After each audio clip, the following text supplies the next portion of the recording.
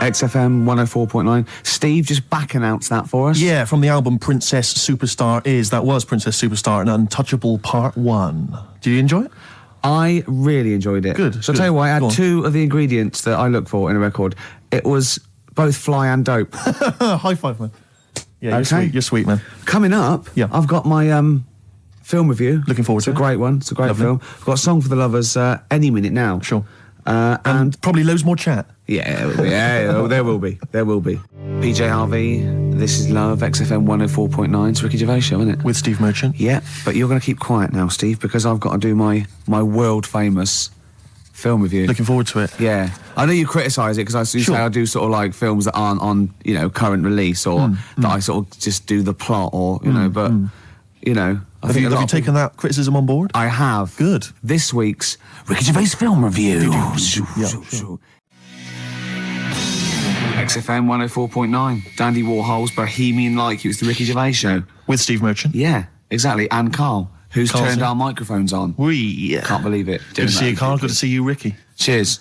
Now, in a fun-filled and music-filled show, we've got music and fun. Yes, looking forward to that. 2 hours, solid 2 hours. There's no gaps. There's nothing. There'll be no dead air. There will be adverts sometimes. There'll be adverts, yeah. But I mean, that's what pays our wages, isn't it, really? Certainly. And some of the adverts I think are quite amusing. Yes. No, I think like the ones that you're on. Yeah.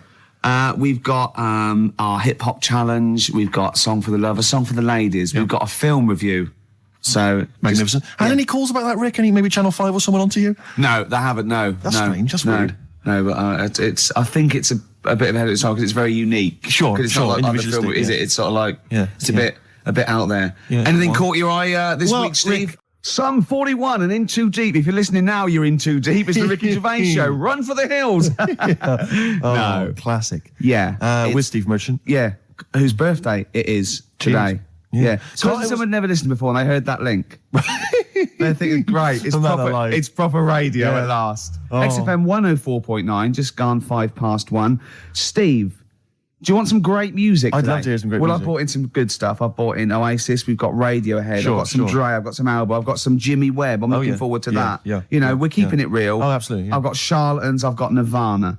Any Sade? There's no Sade. No, that's a shame. No, but I've been looking through the library and I have found 4 Non-Blondes. Brilliant. Looking from yesteryear. Looking forward to that later, Rick. Yeah. It was Carl. It was you that worked out the maths and worked out I was 28 because they just worked out I'm 27. You are 27.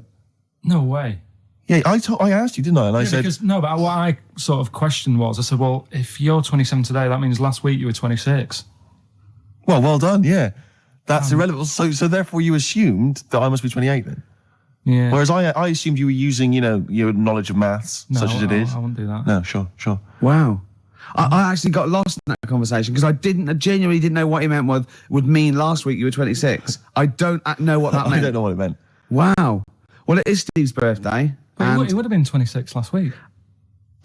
Sometimes you genuinely frighten me because it's those staring eyes. There's nothing behind him. It's this little bald head. Looks like Davros looking at me. Genuine fear on his face when he enters into a conversation with another human being. What bit don't you understand? If he's 27 today, he would have been 26 last week, and he doesn't look 26. He didn't look 26 last week. He looks older than 28 today. Muse on XFM 104.9. It's Ricky Gervais show, isn't it? With Steve Merchant. Yeah, we're all here. I can't wait. I can't believe it. We've got some great stuff coming up, Steve. I'm being honest. Go on. There's some great tunes. Yeah. We've got, there's too many to mention. Don't mention them. Well, there's about 20, actually. Is there? We could mention them. Looking forward to them. I've got a brand new feature as well. I'll do a film review. Loving it. And, we do Run for the Covers and Song for the Lovers and got a new feature. Go on. That film sounds good. Right. It's not the film review. It's a track from a film. That's brilliant, Rick. Yeah. That's absolutely That film sounds good. Yeah. Something like that. People will be desperate to look forward to that. And there'd just be some chat as well. There'd just be some nattering. Carl, have we got anything to give away this week? No. Oh, it's a shame. Yeah. Quite like giving stuff away. Yeah. Makes me feel quite powerful. Does, in the week, is there any meetings like, what should we give like Ricky and Steve to give away? Because I'll see lots of trailers for the breakfast show and that Enterprise and that. Or do they go who? Coming Saturdays. Saturdays? What? I don't work Saturdays. No, but it's still on the air Saturdays. Is it? Who listens on a Saturday? Yeah, between 1 and 3. Oh, that's the worst time, isn't it? They sort of hear you, taking the mickey out of what tickets you're given. And I think this week you could have had St Etienne, but they said no. We'll hold them back. I love being punished. Yeah. Yeah. But I'll tell you what we're being punished for being subversive and rock and roll. Yeah. Is that a crime, Rick? I don't think so. High five. Five. You've got to hit the hand, Yeah, I know, otherwise well, it sounds embarrassing. You're a lot taller than me, aren't you? Just hit high five. Yes. Play a Sweet. record. Ash, there's a star on XFM 104.9, 1:05. That means it must be well in. 5 minutes into the Ricky Gervais show. With Steve Merchant. Yeah, he's here as well. Yep. Well, we've got some great tunes lined up, haven't Have we? We got Eminem, we've got Coldplay, Oasis, we've got Brilliant. De La Soul, Chemical Brothers, Dr. Dre, Garbage, R.E.M., The Manics, we got Sure. Muse, we got Feeder, we got some classic I mean, you've said all Radiohead. those names, Rick, but the chances of us actually playing all of those are quite slim. We might not get to them if we talk too much. And obviously, we'll drop a couple of those to play our own tracks as well. Yeah. Well, they are our own tracks. Yeah. You know. Well, I'm not gonna get into that now. right. Here's Eminem. Strokes last night on XFM 104.9, Ricky Gervais show. With Steve Merchant. Definitely. Ahoy. And little Karl Pilkington. Little over there. KP, the K-Man. Steve, Yes. don't worry anymore. Okay. I've procured some great gifts to give away. I was tired Really? of seeing all these other people getting gifts and that, and it was Yeah. all going to that O'Doddle and O'Diddley. Diddley and, O'Diddley, yeah. And Anderson and Sturgis, or at least she steals them herself. Well, at least she steals herself to sell them to feed the habit, and that's Yeah. fine. I don't mind that, because he's No. industrious. Exactly. But I have got Feeder, Echo Park, I've got the Essential Bob Dylan. Now that is a good giveaway. That's a great giveaway. And Reloaded 3. Did you buy these yourself? No, little Carl found them. I have to say, Carl, you've done an absolute dynamite job here, mate. This is great prizes. And I thought we could play that trivia quiz where we're the challenge. If they get Right. someone to catch us out, maybe, or someone a question. You confused me slightly. Explain again. Well, we could play a little trivia quiz, couldn't we? Right. And then we could sell the fish. Use Cut the out words that you need man. to complete the sentence, And Rick. then, we could do this. What's the quiz? I don't know. You've not thought this through. We don't know. Yeah. We Has it hide. worked for you? The problem with me is it's like when you multiply anything with naught. to the power of Exactly. as well, it's still- Nothing ever happens. Yeah, okay, shame. And I'm a fat little ugly fella like Reg Varney. Well, there are lots of people don't there have that to you say don't that on like, radio, and you some sort of people you don't could go know. up to afterwards and almost like metaphorically flip the bird. What's that mean? Last week, yeah, flip the bird. You dirty. No. Middle finger. And see, I married Steve single. but No, he what doesn't are you go- talking about? Well, there are lots of people there. I thought it was a euphemism. Who you haven't got on with in the past, and then they're all being really nice to you. What I'm talking We get about. on with everyone, don't we? Oh, What that's does a flip lie. the bird mean? What does Flip flip the bird means you got that hipster thing. The finger, it means giving the finger. Yeah, but I thought there was a dirty metaphor. No, You're always thinking this. Don't bring me down to your level till at least 5 minutes. All right. Coming up after the break, we've got Steve and Ricky and lovely Claire. We're driving their desk. Right, Claire. Hello. Don't bend over like that, Claire. Sorry. Put a longer top on or something. You're right, boys. You're very studious there. We are. We're working hard on the Just show. working out what we're going to play. And what order. I love the way you even live the pretense. What about some Foo Fighters mixed with the Strokes, Ricky? I wouldn't mind a bit of Strokes or New Order. What should we kick in with? Undecided yet, Rick. Probably got some ads to help us decide. That advertising. dilemma will be revealed in just under 4 minutes. Stick around. Merry for it. Christmas. POD, or POD, as I call them. I don't. No. XFM 104.9. It's the Ricky Gervais show. With Steve Merchant? Yeah. So Dermot O'Diddley, Yes. 3 weeks and weeks in a row, he doesn't even turn up. And now suddenly he's all over breakfast. I noticed, yeah, you're standing in for the breakfast show. Why weren't we asked to do that? Well, we Quite were. upsetting. Were we? Yeah. I didn't know about this. Yeah, but I don't want to get up that early, do I? Sure. I feel a bit hungover today, actually. Do you? Yeah. What was happening? What were you partying last night, were you? Well, not partying. We just went out for a couple of drinks, then had a meal, and then went to the Borderline and saw. But I'll tell you about that. It's good. You saw a band.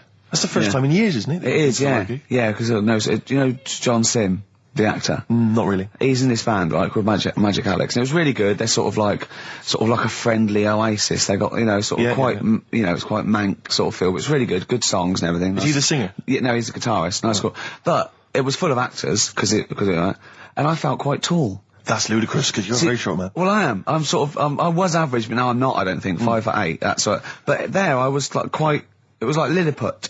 So I just got to hang out at actors do. Or I'm like, yeah. This is the reason, because actors are often quite handsome people, but yet they're always quite obnoxious. We are. No, I mean, they're normally quite obnoxious, Rick. Again, you're a good example of that. And yet, I think it must be the small man complex. That's what makes them so obnoxious and so kind of desperate for attention. Didn't realise it before. Steady on. Because I tower above everyone. You do, don't you? I'm for people who don't know who are listening, I'm 6'7" tall. That's high. Yeah. That's And for people who've never seen him, he doesn't hold it well. It's not like he's a sort of handsome athlete, is it, Carl? He's a bit of a what do you call him? Carl, don't answer. No. Don't get drawn into that. You know the game he's playing. No. Do you know yesterday when you were in the office? Yeah. You did a little move, and it reminded me of Blakey. Oh, I hate you, Gervais. Oh, I hate you, Pilkington. That's our stance. Yeah, but even he held it a little bit better, didn't he? Because he was a man, you know, he had a big coat and everything, and a peak cap. But, yeah. I can't believe you. Like, I've not suffered enough from being freakishly tall. Now, two of my best buddies, live on radio, are just... It's not just height, though, is it?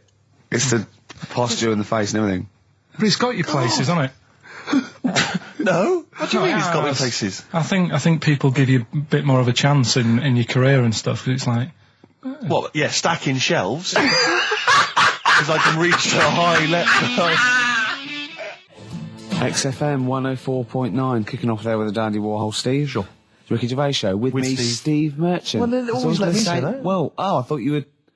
What? Well, it's 1:05, isn't it? Already an error has occurred. Yeah, It's a shame, 'cause yeah. it could have been slick. But Steve, we've got some great music. got some I've good been on a bit of a soul tip this week, Are to be you honest. really? Yeah, I was a bit of a folky last week, but you know, you got stuff from like you know, early Bowie, some Stevie Wonder, a little bit of Groove Armada. We've got the classics. We've got Coldplay. We got Blur. We got Ash. Sure, We haven't planned anything for the show. Got nothing, have you? You're just reading the list of songs there. of songs that I Thinking might that play. will fill up some time. Oh, no. Anything interesting happened to you over the week? Nope. No, I just swore off air, and Yeah. Carl went, "Never swear in an on-air studio." I love it when Carl tries to sound like he's professional and understands the business. Yeah. You don't fool us, Carl. Yeah. Eh? Oh, I wish I could buy like a Carl, you know, like those Garfields you can stick on a car window. Oh yeah. I reckon we should be able to get a car like that we could send out as a gift to people. That'd be lovely, wouldn't Just it? this little face pressed up against the glass, like a window licker. Yeah, like you'd have to lick his face to stick it. Yeah, there. that'd be a joy. Oh, bless him. Or one of those things you throw out a window and it sort of like flaps down. You say they sell them for a quid. Yeah, exactly. What are they Or called? those little dancing baby cars. pigeons. That's what we used to use. Or frogs from Sure. the pond. Sure, It's yeah. cruelty to animals, and I don't condone that. And it was a joke before the RSPCA phone in and say stop throwing frogs at windows. Well, people who are listening, And I know don't mean the French, by the way. That sounds like xenophobic. Before someone calls in and says stop throwing French people at windows. So I'm digging myself into a hole here, aren't I? Yeah. It's all gone horribly quick, wrong. mention the Germans and then let's go. Yeah. I don't mind the Germans. No, good. Hives there on XFM 104.9. I'm Ricky Gervais. Steve Merchant. He's with you. Oh yeah. Yeah. Sentences. and He's all that. just using the Well, you traditional pointed, English but you language. put me off. You pointed to yourself, and I just said Steve Merchant. You know what we do that every week. You introduce me. You Yeah. say with me and I go Steve Merchant. No, yeah. So no, it's a catchphrase that everyone's waiting to hear No, it. but usually I go Ricky Gervais and you go with Steve Merchant. But this time you pointed to you, so I said it. But I didn't say it. It caught me off guard, so I didn't use the sentence. Oh, I don't like the way you sit, right? I've read medically that if you're slouching like that, can you try and describe how you're sat? But you've got the kind of have you ever seen that picture of when John Lennon was off his head on Smack recording Let It Be and he was lying on the floor at Abbey Road? That's basically what Ricky looks like now. pains, I was scared. It's not good for you. That look at you can't breathe properly in the diaphragm, so you're going to speak badly. Hey, listen, I was trying to speak medical stuff there. I was trying to run into trouble. Anyway, Rick, what are the words to wham rap? What are the words to... I don't remember wham rap. What the hell's got into you? Hey, sucker. No, there's nothing you can do. Brilliant. I look forward to a forthcoming revival of your music career. Yeah. White Stripes, fell in love with a girl, XFM 104.9, 1:05 of a Saturday. That's what DJs say. Of a Saturday, yeah. Yeah, Of yeah. a Saturday. Fast approaching. Yeah, time fast approaching 1:10. What do you mean it's fast approaching? What's it speeding up, is it? Time's speeding up as it gets towards 2:10. Shut up. Ricky Gervais, obviously. With him, Steve Merchant. Yeah, and Karl Let's Pilkington. not forget Karl P, the K-man. He's growing on people People now. love him. People love him. People was thinking, oh God, he's too much. Now they're going, they love him. Like same as you. I mean, they still think you talk a little bit too much, but I mean, they love Karl. You know, but I shouldn't say that because it rock your confidence. Exactly. Yeah. Yeah. No, I am a man of nerves. Sorry, I'm sidetracked, Rick, because I'm looking on the internet here, on the website for XFM. Yeah. Because I was, well, partly bored, but also I was looking on the other day. That's nothing I said, though, was it? No. Right. No. And there were some people commenting on the show. Yeah. And one person on there, I'm trying to find it, I don't want to misquote them, but basically, as far as I remember, they said that we knew even less about the music than the DJs that are on in the week. Right. I think that is scientifically impossible. Yeah. So they've embarrassed themselves. Exactly. I think it's impossible. You can't know less than the people that are on I in the don't week. think so. It's just, I mean, it's like trying to multiply with zero. You just end up with zero. It doesn't make sense. I checked with Steve Taylor, the man with the knowledge. He should know. But I don't think that's really annoying. It's so annoying because I'll tell you this, we are passionate about the music and we do know what we're talking about. Yeah. Just because we don't read the back of the CD box like and Claire play the list we're given with the 9 CDs that are on the playlist every month. There's a piece of paper here. And Carl's looking at me like he's thinking, oh no, we're having a go. You've given away the magic of radio. You get pieces of paper here and they've got little bits of details. So for instance, White Stripes, this is the next single off White Blood Cells, February 2002. Now, it sounds like we know about the music. We read that off a piece of paper. Exactly. Whereas when we say about music and we're wrong, at least it's because we didn't know. Exactly. See? All right? Don't criticise us. Athlete and Westside on XFM 104.9, sunny day, 2007. It's going so well, wasn't it? Yeah. Going so well. but Ricky then, Gervais. Once again, the English language tripped you up. The mouth with the tongue lips was all over the brain and talk. The brain and talk through the throat. Oh, dear. Oh, language is his tool. So, Rick, I think we should do some introductions because I think it seems to me every week everyone knows who you are because you're, the face of the moment. But they forget who, me and the K-Man are. Well, with me, Steve Merchant. Hi. And the K-Man, who's our producer and friend. And can I just say that I really look forward to this show. Right? I get, oh great, we're going to do a show and we're going to play some tracks we like and have a laugh. But now I'm looking forward to meeting Karl. Of course. Honestly, I come in and I see his face and I go, all right. And I'm, just great, like just a little friend. Do you know what I mean? You know when a kid comes on to play with a friend, you go, oh, and they're going to come out to play and it's like little friends. It's like that with Karl. Yeah. Yeah, and we don't see him in the week, you see. We deliberately stay away from him in the week so that he'll be fresh to us. It was, go on. You start off friendly, like you did today, and as soon as Steve turns up, you start getting nasty and saying things about my little bald head. No, I said, look, okay, right, listen, let me explain. Karl was making the tea, and you know those bins, the sort of like a round sort of Metal Mickey type bin that you can take off the thing? I went, that would make a good little helmet. It would make it look like Metal Mickey because it's the same shape as his head. Sure. Right? And I put it on and... So far, so good, Rick. No problem there. That's just two mates having a laugh. Right. You're putting a bin on another man's head. Right. It's right. So I put it on, and the swing bit, through gravity and the angle, swung and hit him in the nose. Sure. Right? He went, ow. And I said something like, it's all right. Yeah, of course, because you were being amused. Yeah, I said, it's all right, don't worry. Yeah. And he went, no, I've just washed my hair. Yeah. That annoyed me. That did annoy you, sure. Because there was lots of, like, shit and coffee and horrible gunk. In his hair, or? No, in the inside of the bin. Sure. But what annoyed me is he's hardly got any hair. Let's be honest, he looks like Moby. Yeah, so I said, I took the bin off. Yeah. And I was having a laugh, and I thought, you ruined my fun, is what do you know what I mean? I said, what's your hair? I said, we could do that now in 30 seconds. Yes. And he looked at me like I was in the wrong. I know. Rick, that annoys me about I him. know. That doesn't annoy me about him. Star Sailor and Poor Misguided Fool. With me, Steve Merchant and Karl Pilkington. The K-Man, round of applause for K-Man. Yeah. But no one's announced who you are. Ricky Gervais. Ricky Gervais. It's XFM 104.9. Saturday afternoon. If you didn't know that, I don't know why I mentioned it. That was stupid, really. You must know that by now. Well, we've got some great things coming up. We have indeed. We've got songs and chat and things. We'll also, of course, be running through the white van man questions from the Sun again, but this time Karl will be answering them. I look forward to that. Yeah. Can we do that fairly soon? Oh, there's some good questions this week. Yeah, we will, but as I was coming in, there was like a bunch of posh lads, I think university students, trying to get in, because they're doing one of those scavenger hunts that they have to get points for charity and do stuff, and one of theirs is get on a live radio show. Right. So I sort of felt sorry for them, so I said they could come on here just for 5 minutes. Who are That's they? all right. They're just Are they toffs? they are sort of like toffs, but they're trendy toffs. They're obviously Trendy toffs? I don't know Yeah. what's that. Is that like Lady Victoria Hervey? Is she No, I don't mean that. No, they're both sort of like that. Will of Pop Idol. Right. They like him, sort of like trendy but posh. Okay. They seem nice enough, and they're doing it for a cancer charity, and they just get They got, from what is it, like they got their sponsor to do various exactly. charities. I don't know quite how it works, but they're gonna come on and because we get for coming on this live radio show, they get 17,000 points. Right, good. If I can put that in context, Yeah. if they were to say to help deliver a baby, they only get 7,250 points. But it's much easier. It is. There's lots of women just Happily gonna dropping let a couple of sprogs posh all ones. over the place. You can't get on a live radio show these Exactly, days for love nor money. That's true enough. You know what I mean? Yeah. So When are they coming in? Carl said they're going to just 1:30. I had a word with them. Okay, what did you make of And, them? They are posh, Really? but they said they're going to wander about and go and see if they can deliver a baby and that, and then come back here for 1:30.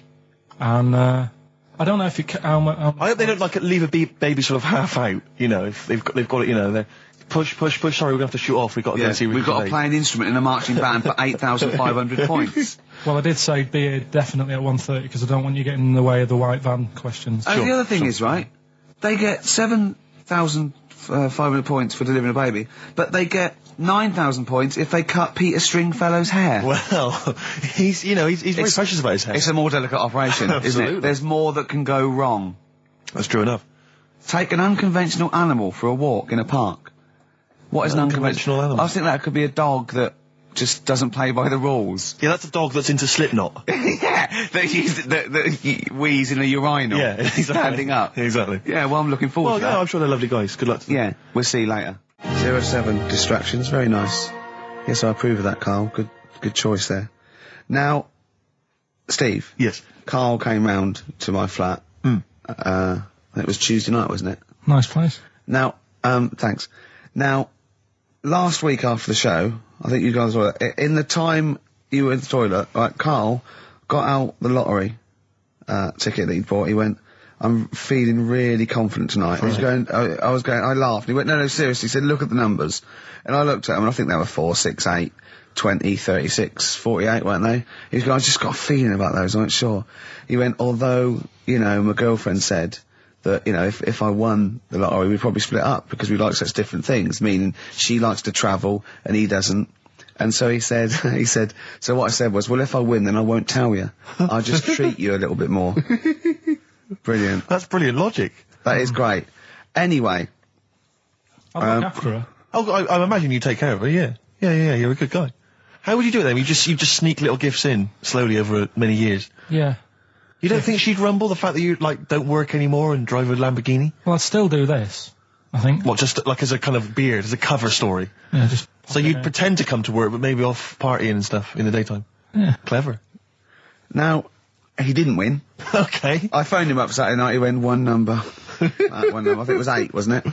Yeah. Well, there was a lot of 8s on my piece of paper, wasn't there? So I think it was either an 8 or an 18 or a 48. And he went, and he was disappointed. He said, "Waste of time." I went, "Well," he said, "No, waste of time." He said, "I've worked it out." I went, "Go on." He went, "There are 26 letters in the alphabet." I went, "Yeah." He went, "Think how many words you can make out of them." He went, "There are 48 numbers on the lottery." I went, "Yeah, 60 million to 1. He went, "Yeah." Not worth it. I looked into that in the week, right? And there's even less letters in the Welsh alphabet. They've only got 20, and yet they've got loads of words as well. So even 20, the chances, if there was 20 numbers and you had to pick 6 winners, it'd still be really, Unlikely. yeah. Yeah. Yeah, you should be a mathematician. And anyway, so we got talking about it. We got talking. That was me, him, and Jane around there. And I told Jane that he said about, if you won the lottery, no, he doesn't like travel. And she went, "Why do you like travelling?" And he went, "Well, I don't like planes. I'm really scared of planes and that." And she went, "Well, if you won the lottery, you could have a world cruise." And he went, "No." She went, "Don't fancy?" I went, "No." He said, "If you go on a world cruise, what do you do next year?"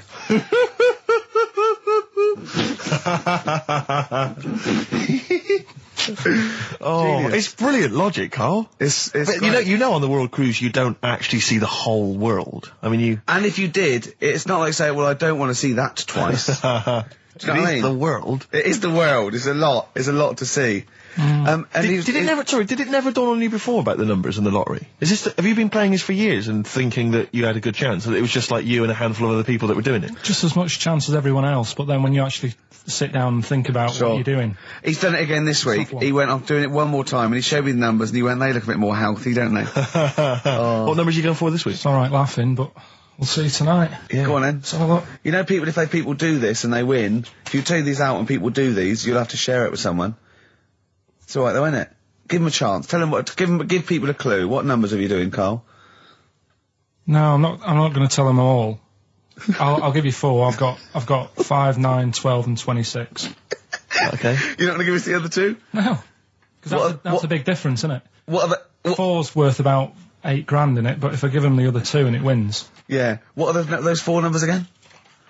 5, 9, 12, 26. Pete Yawn, for Nancy, on XFM 104.9. I'm Ricky Gervais, with me Steve Merchant. Hello. Karl Pilkington. Steve, you got any other toilet-related anecdotes? Rick, my life is just full of toilet trauma. Yeah. And Carl, you may not realise this, but a while back I used to host, this is bizarre, I used to host a radio show on the BBC World Service, right? Now, if you want someone who's the voice of integrity, the voice of intelligence, the voice of a nation, you're going to come to me. That's obvious. And I was broadcasting, so now they've got listeners of something like 50, 60 million people around the world. It's mental, the listenership of the World Service. And I used to host this show with someone It's a big place, Steve. The World? Yeah. You're absolutely right. And anyway, so I had to be into Bush House where they broadcast from 10 o'clock every Friday morning to broadcast around the world to 50 million people, right? And one week, I went to the toilet in my house, right? Everyone had left. I got there a bit late. I got up a bit late. Already against me. The clock was already against me. I had to be there at 10 o'clock, broadcast around the world. And we got 2 toilets in our house, downstairs one, right? And the door had already been a bit dodgy. It was one of those doors where you had to give it a bit of a kick as you went in. It was getting a bit tight. I don't know what, the wood was expanding or something. You know, I'm in there. And same thing again happens. No toilet paper. I think, oh, God, I'm going to have to somehow kind of make it up. Why don't you check first? I normally do, Rick. I normally do. It's just on like certain occasions when I'm bleary-eyed or something, I forget, or occasionally I forget. Normally I do check. Right. And you've got to bear in mind that it's not like this is happening every week. This is over the course of many years that Sure. these incidents have accumulated. So You've condensed them. for the two purposes of incidents. this anecdote. Sure. Yeah. Yes. And great. You're just brilliant to keeping the pace up of an anecdote there, Rick. You've just drawn in. I don't know where I am now. Anyway, I know where I am. I'm trapped in a toilet with no toilet paper. Yeah. That's where I am. And I'm thinking maybe I peel off some of the wallpaper, you know, things like that. But there's nothing I can do. I got to go upstairs. Newspaper. Well, exactly. But I have to go upstairs and find Toilet paper, was there any? There wasn't. There sadly. wasn't? Oh. I'll have to go upstairs and maybe find a notepad or something like that. And so I try the door, right? The door's wedged. I'm pulling on the door and I can't get the door open. It's just like it won't come open. And it's already, and I knew it was going to come to this at some point. Like, this is like, the clock's ticking. I'm trying to pull the door open. Trousers around my ankles again. And I'm thinking, well, what I could do is I could open the window, I suppose, and like try and climb out. But not really, because I got the trousers around the ankles. And that's Or if it was raining, just stick your ass out, 2 birds with one stone. Sadly, it was a beautiful day, Rick. I call it the World Bee Day. And so what I'm thinking is, well, I got my mobile phone in there, luckily, because it's in my pocket. I'm thinking, well, maybe I can phone, I was seriously Kleenex. maybe I'll phone the fire brigade. By this point, I need just dried. No, it hadn't, it was... Hold on, was that little puppy not around? Because sometimes you can call that, it's got a little bit wrapped round it. Listen. Or This is just use the serious puppy issue. itself. There's 50 million people around the world going to need Yeah. to hear my voice in like Yeah. 30 minutes. Exactly. And- Where's Steve? He's not locked in the toilet again, is he? Exactly. Oh, no. So I'm thinking about phoning the fire brigade, and I'm thinking, Sure. like, if I do that, it's gonna be the first call that goes straight on the speakerphone. Yeah. For like the entire fire brigade service With everywhere. a butch hero carrying you down over his shoulders with your trousers around your ankles. Can I Exactly. just not pull him up? No, you've got to be taught a lesson. Yeah. But I imagine the idea of phoning up and going, hello there, I'm trapped in a room in my house. Oh yeah, which one is it? Oh, It's you don't quite need small. to know. It's quite small. Is it? Yeah. It's not the toilet, is it? Because we don't want to come and rescue someone who's trapped in the toilet. Which No. service do you require? Paper? So I think I can't find the fire brigade. The clock's ticking. So then I think one of my housemates is still in the house, but still asleep. So I phone the house number. Right, phone rings and rings and rings for ages, and eventually he answers the phone. Right, gets out of bed, answers the phone. Yeah, hi, it's Steve. All right, what's wrong? I'm What are you doing? downstairs. What are you doing? All right, yeah. I didn't wait. I don't know. What are you doing? I'm just in the I'm just toilet. downstairs in the toilet. Oh, yeah, what are you doing? Oh, well, I've finished what I'm... Have you got any toilet paper? Any bog roll. Yeah. So he had to kind of scrape together a few bits of paper, you know, and sort of tinfoil or whatever he could find in the house. A cactus. Come down, Oh, no. pass it underneath the door, right? And I said, can you move away from the door because I don't want you to hear me as I'm, you know, wiping the... And so You he didn't say that? Yeah, well, I didn't want him to, you know, that's embarrassing. Sorry, that's embarrassing. What were you wiping it with? Not tumbleweed. What do you mean? What No, but noise? I know what you mean. Yeah, no, exactly. Right. So then I say, right, can you smash Why was he hovering? Why didn't he want to walk away? Will you keep your, what was it, outside with a glass to his ear? Yeah. Thankfully, there was a window in the door, but it was frosted glass. You could just see my semi-naked body moving around. And so eventually I said to him, look, listen, I'm going to need you to sort of kick the door in. He said, well, I don't want to kick the door in because you're going to have to pay for it, aren't we? I go, yeah, but I got to go to the World Service. Well, yeah. And he was a lovely man. He's the weakest man you've ever come across. It's like if there's one person you don't want to have to throw their body weight against the door, it was him. He's like he'll snap before the door will. So he's smashing against This the door. sounds like a fetish to me, then. He went in there and there you were naked with lots of toilet paper. And you go, oh, you've broken the door down and there I am naked. Again. Oh, you've rumbled me, Rick. I wish I'd not told that embarrassing story on the radio. Like it wasn't embarrassing enough, you've just got to make it slightly more seedy. Oh, so did he get it down? He did it, yeah, and I got to the World Service with like minutes to spare. Oh. And interestingly, I told that story to 50 million people around the world. Joking. Did they understand? I think so. I mean, is that a bit of a problem when you're on the World Service? Like, thinking of things that everyone can understand? Yes. Because you can't. It's a bit just like talk when about- talking to you. Yeah, exactly, Carl. I think you're on thin ice there, worrying about people understanding what you're saying. No, but you can't talk about stuff that's on the telly and that because some people say, "Oh, we haven't even got a telly here." Oh, yeah, you're listening to XFM 104.9. Play a record. White Stripes. Fell in love with a girl on XFM 104.9. Well, it's 1:05 of a Saturday. That's true enough. So it's the Ricky Gervais Show with me, Steve Merchant. Hi. Hiya. Now listen. Carl, no, say his name. Karl Pilkington. Okay, I was just getting a little bit annoying because they're writing up now in heat. And I know, they're saying I he's mean, not it's popular. sort of like it's the Karl Pilkington Show with Ricky and Steve. So let's, Has he won multiple awards? Yeah, no, not. exactly. No, Is he no. one of the hottest comedy faces on TV? I don't think so. No. Does he eat too much cheese? And Exactly. get a bit sick? Is he bloated, old, fat 40-year-old? All right, I don't steady think on, with steady on, stupid fat you face. goggle-eyed freak. All right, now let's move You for that straight Wurzel. away. Oh, you'll be happy. Go on. The Wurzels have made a bit of a comeback. Don't give me No, that. listen, right? There's a Sainsbury's advert, and they sing a song. It's the Wurzels singing a song about something. Phone in. What's the number, Carl? Oh, 700 800 1234. Phone in if you know what I'm talking about. Just in general. That's a new competition. It goes Can on we for just 2 hours. repeat that number every 30 seconds? And people can just explain what the last link would have been. Phone in if you know what we're talking about. Yeah. Phone in if you care what we're talking about. Phone in, well, So what's the Wurzel story? What's the no, deal? I just thought of you because they Thanks. sounded like, and it's a song. That it's a modern song I think they've done, and I can't remember what the song is, but maybe. See, what you mean? It's them doing a modern But hit. it's just in an a song. advert. It's just an advert. I think it's the Wurzels. I thought of something as well. You know that I drove my tractor past your haystack last night. I'm not that familiar, surprisingly. What sort of person lives in a haystack? Maybe they don't live in it. Maybe it's just saying that's your haystack. Well, yeah, they're probably a farm owner. But the problem with the Wurzels is, it's like, you know, if you come from the West Country, you're just constantly cursed by this. Oh, you must love the Wurzels. Do you like the Wurzels? Ooh, ah. And it's like, you know, But then why do you do your hair and your sideburns like them if you don't like them? well, you know, smocks are very comfortable, Rick. But, you know, I don't want to be kind of, you know, I mean, there's lots of famous things that have come from Bristol. Obviously, you know, Tricky and Massive Attack and Portishead from the area of Portishead. Yeah. No one seems to flag them up every time they want to slag off the West Country. Do you still make your own clogs? 'Cause Yes, I remember, do. That's fantastic. Cheap. You used to knit your trousers, didn't you, when you used to go? Was it why was that? Because it's just like cheap material. Straw is cheap down there. Our Freaks Electric, Richard Eccles, Sugar Babes on XFM 104.9. Steve, Absolutely. I'm Ricky Gervais. With me, Steve Merchant. Hello. Carl, the producer. 7 minutes past 1 of a Saturday, and what a lovely Saturday it is. It is indeed. It looks nice and bright, but it's deceptive because I went out and I just had a t-shirt on and I had my jumper out on me. I got out there and I thought, this is chilly. I had to pop the jumper on. Oh, no. So, you know, just be if you're just looking out the window thinking, I'll go outside, pop a jumper on or a jacket because it looks nice, but it is a little bit colder than it looks. Rick, can I ask, were you wearing the jumper around your waist, tied over the knot, or did you have it over your shoulders, like maybe you just jumped off a yacht? I popped it round my waist, and I'll tell you what, I tucked my t-shirt in for neatness and comfort. Lovely. But I know that's a little bit dorkish, so I was trying to hide the belt line. Okay. So then I popped the jumper on, didn't have to worry about it. Did you go with the double knot? I didn't. Just a single knot, because that can loosen if you're not careful, especially if you're carrying bags or you're busy on the tube. I know, but I wouldn't mind that as long as I didn't lose it. As long as I saw it loosen and fall, I'd pick it up and You'd then be pretty devastated if you and fell then off and clean did it. this. Not in the washing machine, though. I'd pop it in a cold wash soak, right, Okay. and then leave it out on a few towels or something, or pop it over the radiator. So what's the problem with putting it in a hot wash? Well, it can cause shrinkage. Oh, no. So coming up, we've got loads of tunes. We're going to be playing some of the best bands around, some new ones, some old ones. Might even play some Adam Ant. We don't know yet.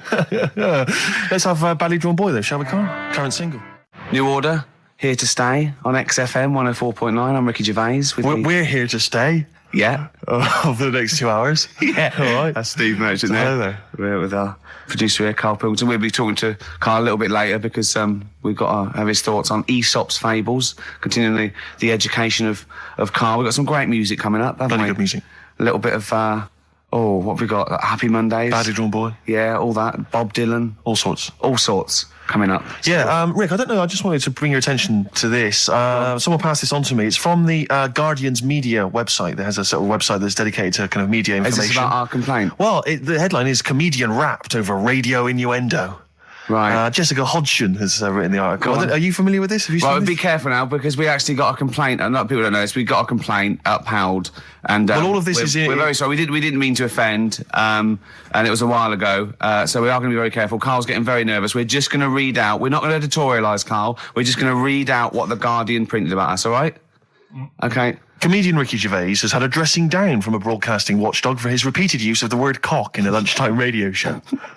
That's all right. That's what it says. Fine, Karl. that's what I just. He's not going to say it again. He's not. Yeah. Go on. Imagine this is the news and I'm reading it. Yeah. The Broadcasting Standards Commission upheld a complaint against the comedian for coarse sexual innuendo in the programme on London station XFM. The Commission acknowledged that the presenter's remarks were intended to be humorous, but took the view that the amount and detail of the coarse sexual innuendo had exceeded acceptable boundaries for broadcast, said the BSC in a statement. The complaint objected to a section in the Comics Saturday afternoon show when he discussed the different meanings of the word cock. Gervais wondered aloud whether the word was acceptable when discussing birds, but not the male sexual organ.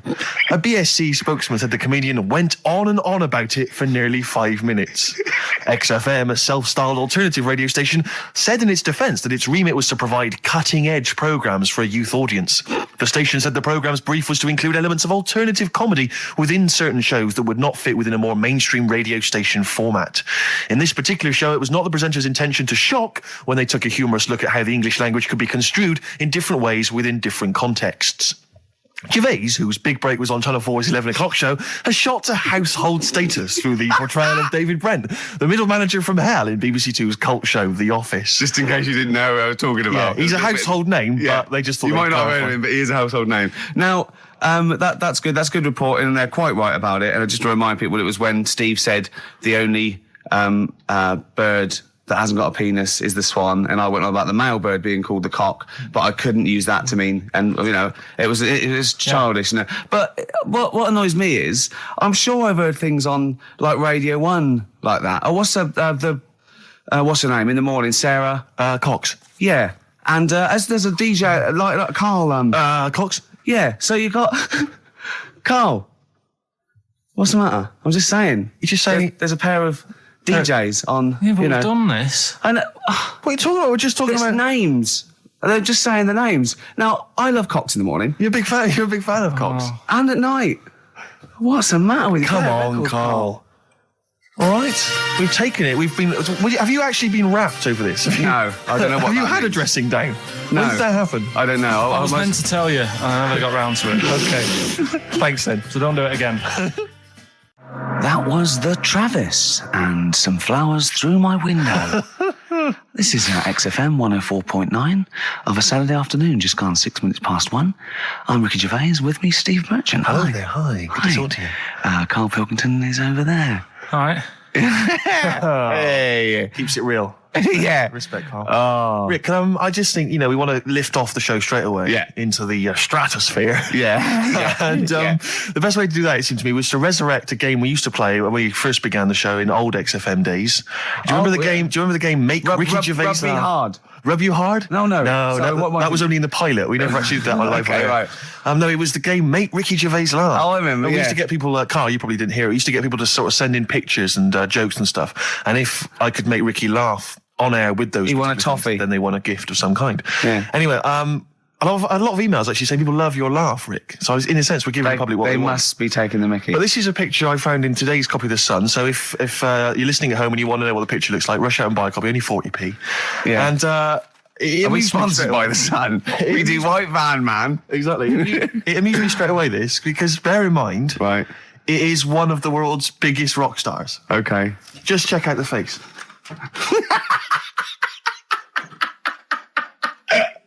Oh, that's fantastic. Look at that. Oh, that is Michael Stipe. Oh, dear. With sort of like looking like, I don't know, some sort of Nazi officer. That's not libelous. That's not like it's in your opinion, Michael Stipe. Yeah. He's outside there during the press conference for Peter Buck's. It's not a good picture. I love REM and I love Michael Stipe. I think he's a lovely man, but that's a bad picture, isn't it? He's got big glasses on and stubble, obviously still bald head. He doesn't appear to be looking at anything. He's looking right beyond everyone else. Can you see that, Carl? I'll tell you who he looks like. He looks like Zig, I think, from Zig and Zag. He looks like he's a Muppet made of foam. Oh, lovely. Nice to see that game come back. Yeah, There's a the roaring medium of success. radio. Yeah. Oh, what a good picture that is. I hope you enjoyed it. Coming up soon, we've got Sir David of Bowie, Nicholas Cave, and Travis. Flowers in the Window again. Play a song. New Order and Here to Stay. On XFM 104.9. Well, we're here to stay, aren't we, Steve? True enough. Well, for another 4 weeks anyway, then we're off. Then That's 4 more right. shows. They'll have to order a new DJ. All right? That was genius. Hey? Oh, wow. I'm It's Ricky, as simple as that. I'm Ricky Gervais, Steve Mitchell, and Oh. Karl Pilkington. Oh, man. Did anyone read the Guardian yesterday? It was Steve's big... we were interviewed together. I've Steve- never been interviewed before in the paper. I've certainly never had my photo in a national... We were very paper excited. We loved the interview. It was talking about our top 10 albums between us. We loved it. We talked really fast, like school kids. We were excited. It was a great interview, and all the way through, it was Ricky Gervais with his writing partner, Steve Mitchell. Stephen Mitchell. It's He not was even gutted. Night Merchant. He phoned me up the night before and he was gutted. And I know it's awful. And it was big letters and just all the way through and the caption. And it's just like, oh, God. But it's embarrassing. Do you know what I mean? It's embarrassing because it's like I was trying to get in the paper. I couldn't believe my luck. And then that just draws attention to the fact that I'm not a celebrity and consequently they can't even remember my name. But the worst thing was that one of my favourite albums of all time, I said in there, was Blood on the Tracks by Bob Dylan. And I said, because, I think one of the most beautiful songs ever is If You See Her, Say Hello. And of course, these people were sort of transcribing it from, a dictaphone. It came out, my favourite song of all time was If You See a Sailor. If you see a sailor. Oh, hello. Fruity. Oh, Bob Drillboyd's up on the trap with Where's the Sailor Gone to? With Ricky Gervais and Steve Mitchellings. Oh. I don't know. They must have thought my name was Mitchell all along. They obviously never knew. The evidence is there. But I don't know why. It was like they reported in the paper that we'd been nominated for a Sony, and it said Ricky Gervais, who hosts the breakfast show on XFM, and it's that sort of, it's just guessing. It's like, presumably someone's gone, does he host the breakfast show? Someone's gone, yeah. And that's their research done. Yeah, but there was a thing about The Office set in Swindon. That's someone going, just writing an article about The Office. Where's it set? Swindon, I think. Is it? Yeah. Okay, that'll do. Yeah. Yeah. Even we research the show now and again, don't we? Yeah. Even we look things up. Well, actually, people phone in. Usually Yeah. that fella. What's that fella's name that calls in who's not got the website? He's got a funny name. Oh. Gilwell or something. James. Phone in if you remember what his name is. Yeah. James at Lose Control. Yeah, what's his surname, though? Oh, for goodness sake, this is just going to be interesting to him Yeah. and his friends. Oh, yeah. Oh, yeah. You remember? We better play another record. Yes. I'll tell you what. If Johnny you like, Mango. Mango, that's it, yeah. Now, if you like Elvis Costello's Alison, or maybe Rick, I do. Freeze, My Brother Jake, One of my favourites. stay tuned. See? Strokes, someday. No, it was a better choice, wouldn't it, to start off with? Hello, ladies and gentlemen. XFM 104.9. I'm Ricky Gervais, obviously. Steve Mitchell. No, come on, let's get my name right from now on. That novelty's worn off. What is it? Is it? Steve Merchant. Oh, yeah, that's the wrong one, isn't it, The Mitchell? Guardian got it wrong. It's Steve Merchant. And the more I say Mitchell, the more people are thinking Exactly, it might be Mitchell. Oh, God, sorry, Dave. But Carl wanted to start off with the Stereophonics. Oh, loser. Because it was a newer track. And Carl now, we've made him what he is. He was nothing when we Nobody. found him. He was like work experience. And now he's going, we should start off with the Stereophonics. I'm going, Trying to Carl, tell you what to do. if I want anyone's opinion, I don't. But Basically. you'd probably come to me, I imagine. Wouldn't you? I'd be the first person. Before Carl, Yeah. I'd consult you, Steve. Thank so you. just keep it, just because he was in He had his Pilkington mobile making disco music. Pilkington making, I bet you never pleased a crowd once. Did loads of times. Go on then, what did you play? What's the biggest gig you ever played? I did like a social club gig, Yeah. and it wasn't just about the music either. I used to. What else could it be about? I used to take prizes and cigars and stuff In a youth club. to give away. I just love these like 14-year-old manx hanging out going, let's go down here, you might have some fags and cigars for us. Well, it was whatever was on my mum and dad's dressing table. That could have been embarrassing, couldn't it? That could have been deeply embarrassing. Oh, yeah. Oh. You've won. And third prize, some handcuffs. And a black mamba. I'm not saying that at any point in your upbringing, your parents left around any kind of marital aid on the dressing table. Don't think I'm saying that, Carl. I'm not suggesting. Like, he doesn't like this, does he? Well, I can understand why. Oh yeah, because it's about It's about his parents having sex. well, they must have Yeah, at least 3 times. I think I was an accident. They still have had sex. Carl. I think it's been ongoing. Just because my brother and sister are quite older than me. Yeah, me too. I was an accident. I know that. Yeah. How old's your brother and sister? I think my sister's about 39 Right. and my brother's about 37. Okay. And you're 29. I'm like 29. Right. So my next one's 11 years older than me. Yeah. That was definitely a. Do you want to have a hug, you two, or Yeah. Yeah. you're dealing with it now? You got over it? Well, would you like to see us have a hug? Oh. God. I didn't believe this. He's got one day. He's got it. Carl's really grumpy and all stressed because he didn't have the record. We didn't want to play so we'll say it. We didn't want to play a certain record he had lined up because it's rubbish. I know, but you do this every week. Because the most of them are rubbish. So that's why we choose up. No, but 30 seconds to go on the track and you're saying don't want to play that. And you're going, it's stressing me out. You're meant to be at our beck and call. We've got made out you. We've made you. We got you out the gutter. And now you're getting greatest mind in the world and all that. That doesn't mean you can mess me about. If you were a doctor and you saved me life, Yeah. right? There comes a point. In a way, we have, Carl. Yeah. Where were you Go going? on, what were you saying? No, what was he going to say? He was going to say something wise then. No, I was going to say, right, if you were a doctor Yeah. and you'd saved me life, Yeah. there's only so much that I could give back to you, right? Okay. What would be unreasonable? What would be unreasonable? Well, you know. Forget doctor, don't forget because no, the doctor's, that's its job, right? Supposing I was just walking along and I saved your life, I gave you a kidney, or I, resuscitated you, or I dived into icy water. What could I hope from you then before you start going, hold on, what would you be willing to do for me until you sort of got, lost your rag a little bit? Because I was asking too much. So didn't I know you before you've, sorted a lung out for me? No. I just Right. gave you a lung, for example. Well, I'd be a bit I'd be thinking, why has he done that? If Suspicious! But what I love, though, Rick, is the idea of you jumping in icy water to save someone, giving them a lung. I can guarantee if someone was lying on the floor screaming they needed your help, you'd affect a foreign accent and go, I know, understand, and run off. Do you know what I did once, right? We went out a few weeks ago, right? And some woman had her handbag nicked, and she was all distressed. He said, chase the fella, Carl.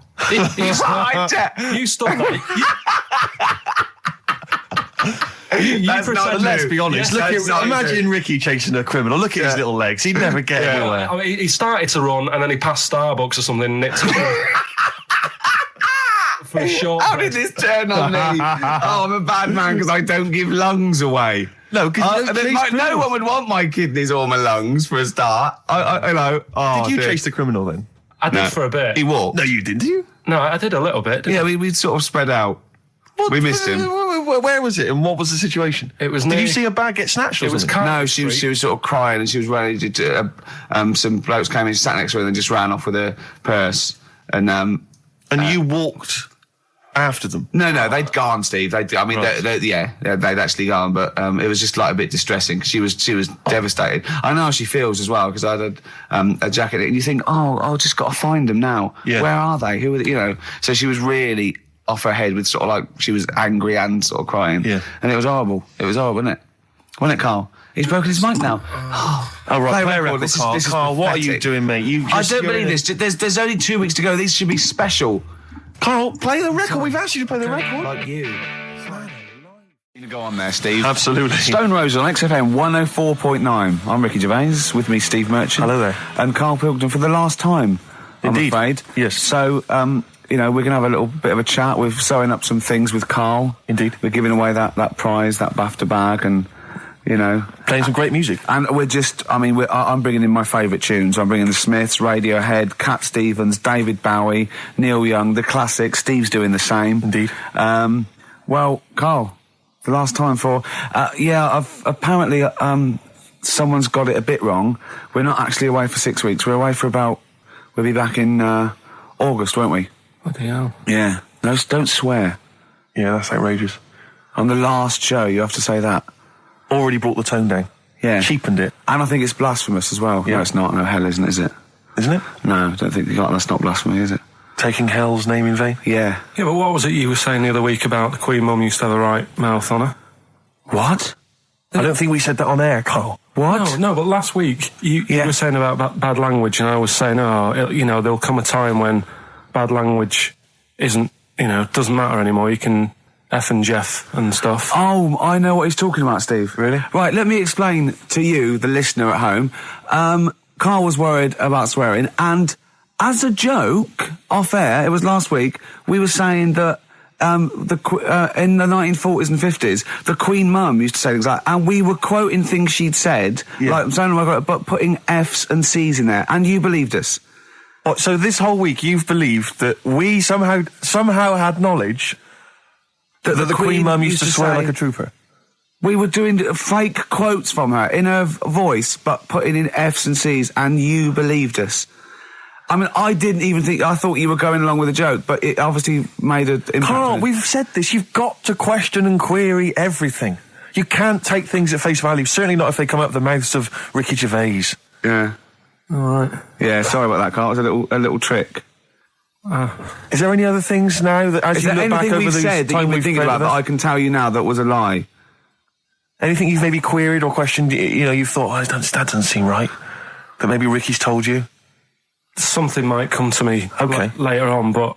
Okay. Well, what about, Carl, I mean, we love you, right, obviously, we know that. We've got great affection for you. We look forward to this. I'm going to miss you, really. And I'll tell you what, you've got a heart of gold. Now, wait till you see what the record is, Steve, and you'll see what I've done. Is it Heart of Gold? Yeah. Brilliant. All right. That's why he's a bronze award winner at the Sonys. I don't get up for bronze. I don't get out of bed for bronze. No, that's a waste of our time. Right, competition time. Brand new competition we come up with. My favourite we've ever done, I'll be honest. And a great prize, The Sixth Sense. You get a clip of a great film, and then you get to keep the great film. Now, I'll just explain this competition. I think Karl is a little bit of a frustrated actor. And so, by the power of technology, Karl takes the role in a film. And there's a question about it afterwards. This is a scene starring Karl Pilkington from The Sixth Sense.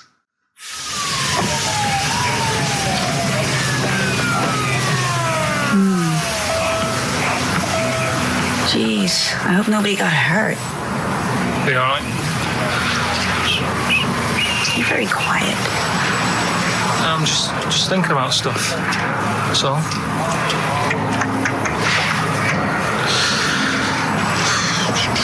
You're mad I missed the play, aren't you? A little bit annoyed, to be honest.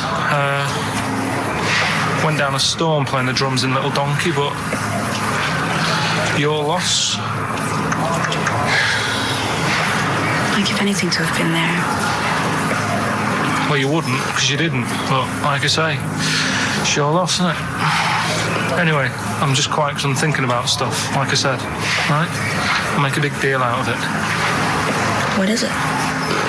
Well, I was just thinking, what would happen, right, if you put a chameleon on a mirror? How would it handle that? It's a bit weird, isn't it? Oh, you're scaring me. That's scaring you. This'll scare you, right? The other day, saw two old men sat there having a Twix. You never see that, do you? Old fella having a Twix. You see ghosts, Cole? No, just the old fellas having a Twix, boy. They talk to you? No. They tell you to do things? No, because they were too busy eating, but it's not got to do. What are you looking like that for? Do you think I'm some sort of freak or something? Is that? I would never think that about you. Well, ever. No. Got it? All right. Well, it's a very chilling scene, that. That is great. Oh, that is It's a very spooky scene from the film The Sixth Sense. Rick, I think you've got a question. Well, yeah, I mean, Karl played it wonderfully there, the role of the child that sees weird stuff. But who played the original role? What was the name of the child actor who played the original role? It's email only, ricky.gervais@xfm.co.uk. You can win a copy of The Sixth Sense. It's time for the newest quiz in town. This is where Karl inserts himself into a seminal film. Last week, he was the little kid in Sixth Sense.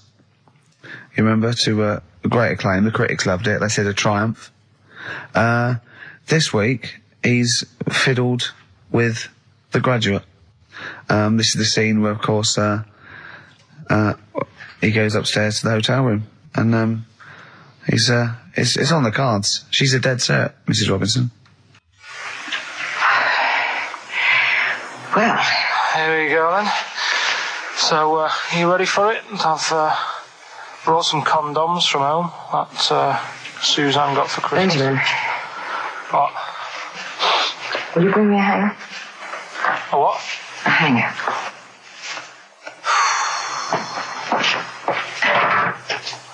Tell you what, I've got wood. What? Just saying, I've got wood. I've got metal ones as well. What sort do you want? Either one would be fine. All right. There you go.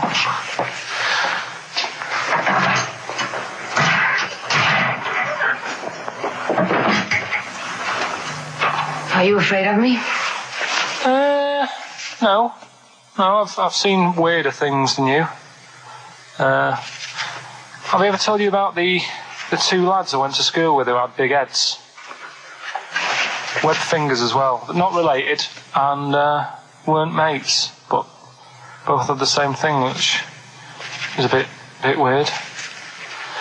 Yeah, I've never found out what was wrong with them. Can I ask you a personal question? As long as it's not about my head being round, because Ricky's always going on about that. He's saying I've got a round head. Well, you can admit that, can't you? No, it's. I'd say it's a normal sort of shape. It's just round. It is, isn't it? Yeah, but what do you mean? So is yours. Heads should be It's round. nothing to be ashamed I'm of. not ashamed. It's just a normal shape. Mm-hmm. And you can talk. Look at your saggy arse. Anyway, get your knickers off. Hello, darkness, my old friend. Oh, that was a joy. Oh, dear. It was an absolute treat. Now, I should say that obviously the prize is a copy of The Graduate. Now, bear in mind that XFM is giving away these prizes. Yeah. Karl is so cheap that he wouldn't even buy it on DVD. He's bought it for $6.99 on VHS. It'll be panned and scanned. It won't be widescreen. There's none of the extra features that you get on the DVD. Oh, look at Karl's face. He's gutted. Karl, did you pocket the rest of the cash? No, I have to use my own money to buy these. Right? What, you're using your own money to give this stuff away? Yeah. So I had to go and buy that. XFM is so cheap, I I know. understand. Right? I know. And it's not worth having it on DVD, is it? 'Cause Why not? It's an old film, so. So the quality is do you know what I mean? They can't really tidy it up. Of course they can. They do it from a print. They don't do it from the video. They don't get the video and go, let's make it into a DVD. An old Betamax copy that someone had knocking about. Well, anyway, you It's the can. same film, though, isn't it? Fine, okay, well, you're right. it is Yeah, the same but anyway, film, yeah. you can win $6.99's worth of The Graduate. The question, and it's email only, Steve, it's not Steve, it's ricky.gervais@xfm.co.uk. The question is, name the actor that Karl was taking the place of in the film, and of course the actress that he's performing opposite. ricky.gervais@xfm.co.uk. Lovely. Something else we're giving away. Go on. The Shining. It's just more throwing away, isn't it? Once Is again, it on video? Once again, it's on VHS. Just because you buy it out of your own money, Karl, stop being so mean. And I want to watch it tonight because it's one of those films that So you're going to watch this video and then you're going to send it to someone as a prize. yeah, it's one of them films that Oh, sorry, what you just said yes to that without blinking. oh yeah. You don't think like Les Dennis doesn't have a quick go in the car on Family Fortune before he gives it away? It costs Jim Bowen has $5.99. a go at those his and her towel racks. It costs $5.99, Karl. Okay, this is Karl in the classic The Shining. And what's the question? Well, we might ask that afterwards. Okay then.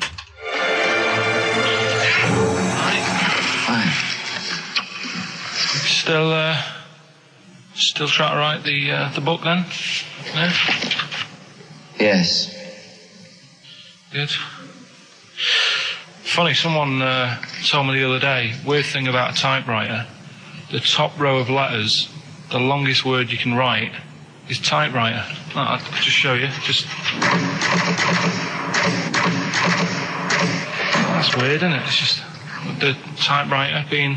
You're not in the mood, are you? You're in one of those grouchy moods again, that you get into when you're writing. Not being grouchy. I just want to finish my work. Yeah, it's just being a bit funny, a bit offhand and that. Let me explain something to you. Go on.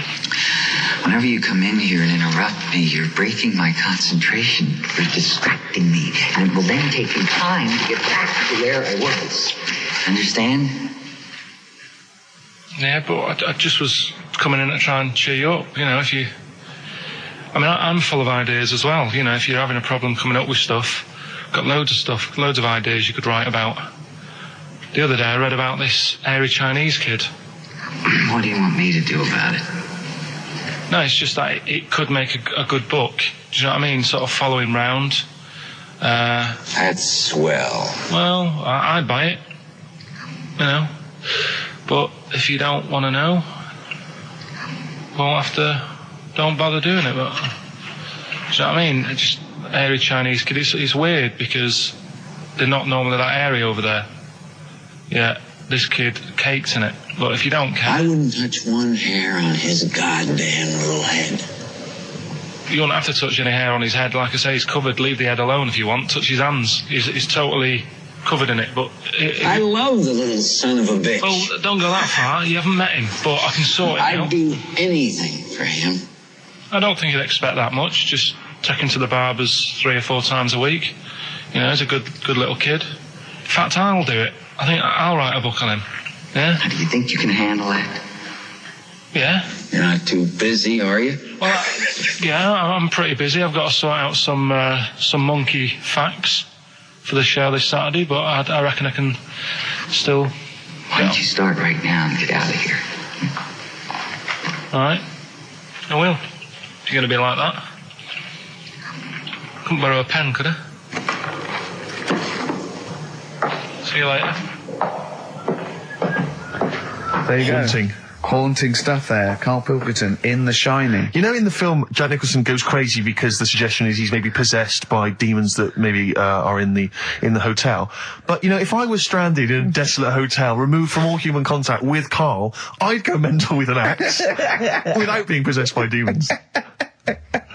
That's more chilling to me. Trying to get some work done and you keep wandering in. I'm trying to get Karl to spend a couple of days in the caravan with me, just for the head of it, and he won't. I've offered him money, won't I? I think it'd be a great laugh, wouldn't it, Karl? Oh, yeah. Great.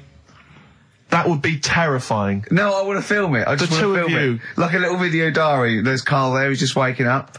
Well, If I was stranded in that would be like being... I may as well be with Freddy Krueger and Jason Voorhees.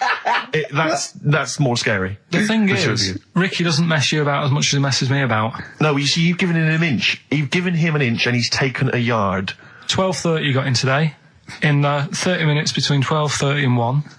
The old bin lid on the head. He wanted to do that again. Yeah. Squeezing my head. Think he had a go at. And karate chop on the back of the neck. Yeah. All in 30 minutes. Yeah. Who else can say that? Who else can say that? Who else can say? What do you mean? Anyway, have we got a question then? Yeah, to win a copy of, I'm so embarrassed to say it, The Shining On VHS is worth $5.99, and it will have already been watched by Karl Pilkington, probably not even rewound. Yeah, to win that. And a little bit of tripe and cow eels where it just slipped into his dinner. A barm cake outside. As he was reading the back of the box trying to figure out what was going on. The ingredients. What about this, right? Here's a question. I've got a question. No, go on. No, I want to hear Carl's first. Okay. No, it's about the film. Because when I was whizzing through it, I saw something. I thought, oh, that's good. The kid who's in it, he was writing something on the back of a door with lipstick. What was it? Well, that's a tricky question. I can't remember. Nor can I. All right. So the kid in it was writing Is something that on the going to be back of the too door. hard for anyone? Let's see if... I mean, I wouldn't be surprised if there's somebody... Right, the phones are going, so it might be. Yeah, but this is email, isn't it? All right, Ricky.Gervais at xfm.co.uk. What was being scrawled on the back of the door by the little kid in The Shining? To be honest, if you know that, it means you've probably already got it and you've watched it about 8 times. Yeah. Fair enough, though. All right. Right, we've got to give away another prize. Yes, you lucky people. For those of you that haven't seen it and do not have the requisite £4.99 to buy it yourselves, you can win on VHS cassette, panned and scanned. Billy Elliot, the special edition, includes bonus documentary, The Billy Elliot Boy. Oh, and, I'd like to see how they really sort of made that film. Exactly. Well, it's the hit film Billy Elliot, and you can win that on VHS. Because Karl, I assume you have included yourself in an excerpt from the movie. Taking a scene from the film. Who do you play, Billy? I'm playing the part of Billy. Brilliant. And we'll have a question at the end of it. Come on. Brilliant. 2, 3 potable way and go. Alright. Just been down the valley. So you don't know halfway you... What are you looking like that for? What's wrong with Bally? What's wrong with Bally? Yeah, well, what's wrong with it? It keeps you fit and that. What do you think, Auntie Nora? You think about me doing Bally? I used to go to ballet. There you go. She used to go to Bally. Used to say I could have been a professional dancer if I'd had the training. Bet you were pretty good, weren't you? Wasn't the time you had wind for 5 minutes, was it? But you well glided across. Will you shut up? What's wrong with Bally, anyway? For girls. Not for lads, Billy. Lads do football or... Well, I've done that, yeah. Boxing or... Did that for a couple of weeks, so... Wrestling? Wrestling? Yeah, wrestling, yeah. Oh, friggin' Bally. Well... Don't worry about it, anyway. Just... Is it alright if my mate Wayne stays over tonight? He just wants to sleep over. He's just coming over to... Wayne, sleep? Yeah, he just stays over. I'm not gay or anything, he's just... I don't fancy him, I'm not... Yes, you do. I don't. Yes, you bloody well do. What, just because I want my mate Wayne to sleep over and I've started doing ballet, that turns me into a gay man, does it?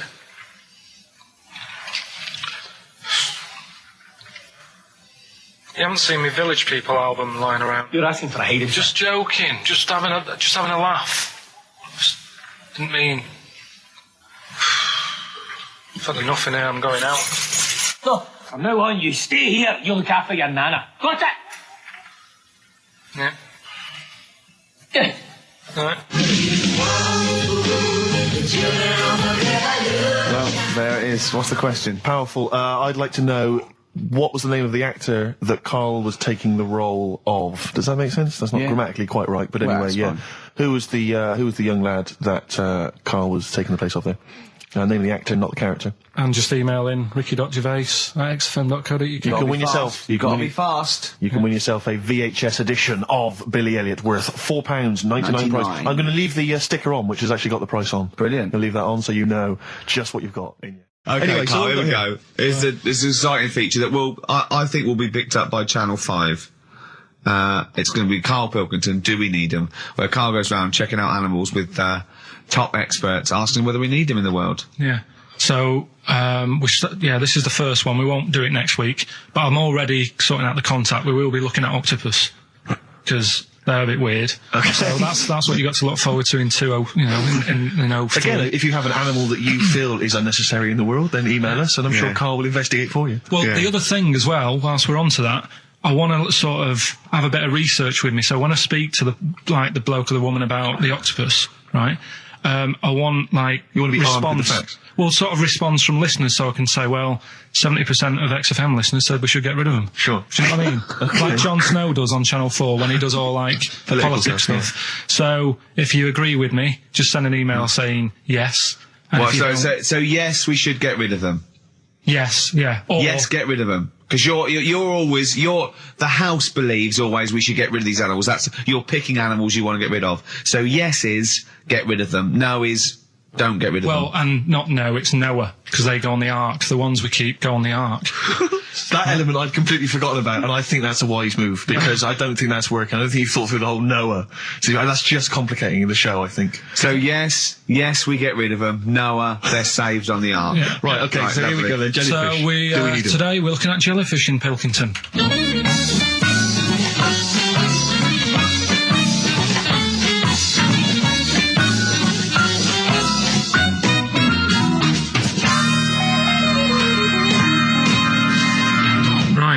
I'm talking to Vicky, who works in an aquarium in Anglesey, isn't it? Yes, it is, yes. Right, brilliant. Today we want to find out if we really need jellyfish. I've got a bit of a problem with them anyway, because I've been stung by one, and I've done a little bit of research into them, so I'll tell you what I know about them. Okay. You might learn some stuff from me. Oh, you never know. And if I'm talking nonsense, just tell me. Absolutely. Yeah. Right, so first of all, they don't have eyes, do they? No, they don't. Right, no. So I'm right with that. No lungs. No lungs. They haven't got a heart. No hearts, heartless. And they're made up of like 97% water. Yes, they are. So they're pretty useless, really. Well, they have got a nervous system. They're actually about 650 million years old, so they've evolved and they've outlived the dinosaurs, and they're even older than the sharks, and they can even outfox us, because NASA scientists have worked with them to try and work out how they operate in weightlessness, and they still don't know how they do that. Took them into space actually to figure out how they did that. Seems like a bit of a waste of money, but do you know Port Maddock? I used to go there a lot for my holidays, and there used to be a load of them washed up on the beach. People on motorbikes used to go over them and stuff. Yeah. Well, we get the moon jellyfish. That's the ones with they've got pink bits in the middle. Yeah, that's their reproductive bodies. I think that was them. I think they're the ones that went over on the bike because you could see pink bits. What do they do? If the jellyfish went, would we have a problem on our hands, do you think? Okay. You might have a bit of a knock-on effect, because things like turtles eat jellyfish. Yeah, but do we need turtles? Well, don't forget that when you take out something from the marine system, something normally feeds on. I mean, they're not just there for the fun of it. Something either feeds on it or feeds on what they excrete. What you're saying is they exist to sort of feed others and also to eat some stuff that's missing. They control the population of other fish and species that might otherwise be a problem. Okay, well, let's kind of wrap this up, right? The question that I'm asking today is, do we need them? Say if Noah had his ark, right? You've swum and got on the boat. You're all right. You're safe. He's going to keep you to sort of populate the world as well. Right, so it's you and him. He's not a bad-looking fella, so you're happy. Yeah. He says to you, Vicky, do we need him? Absolutely.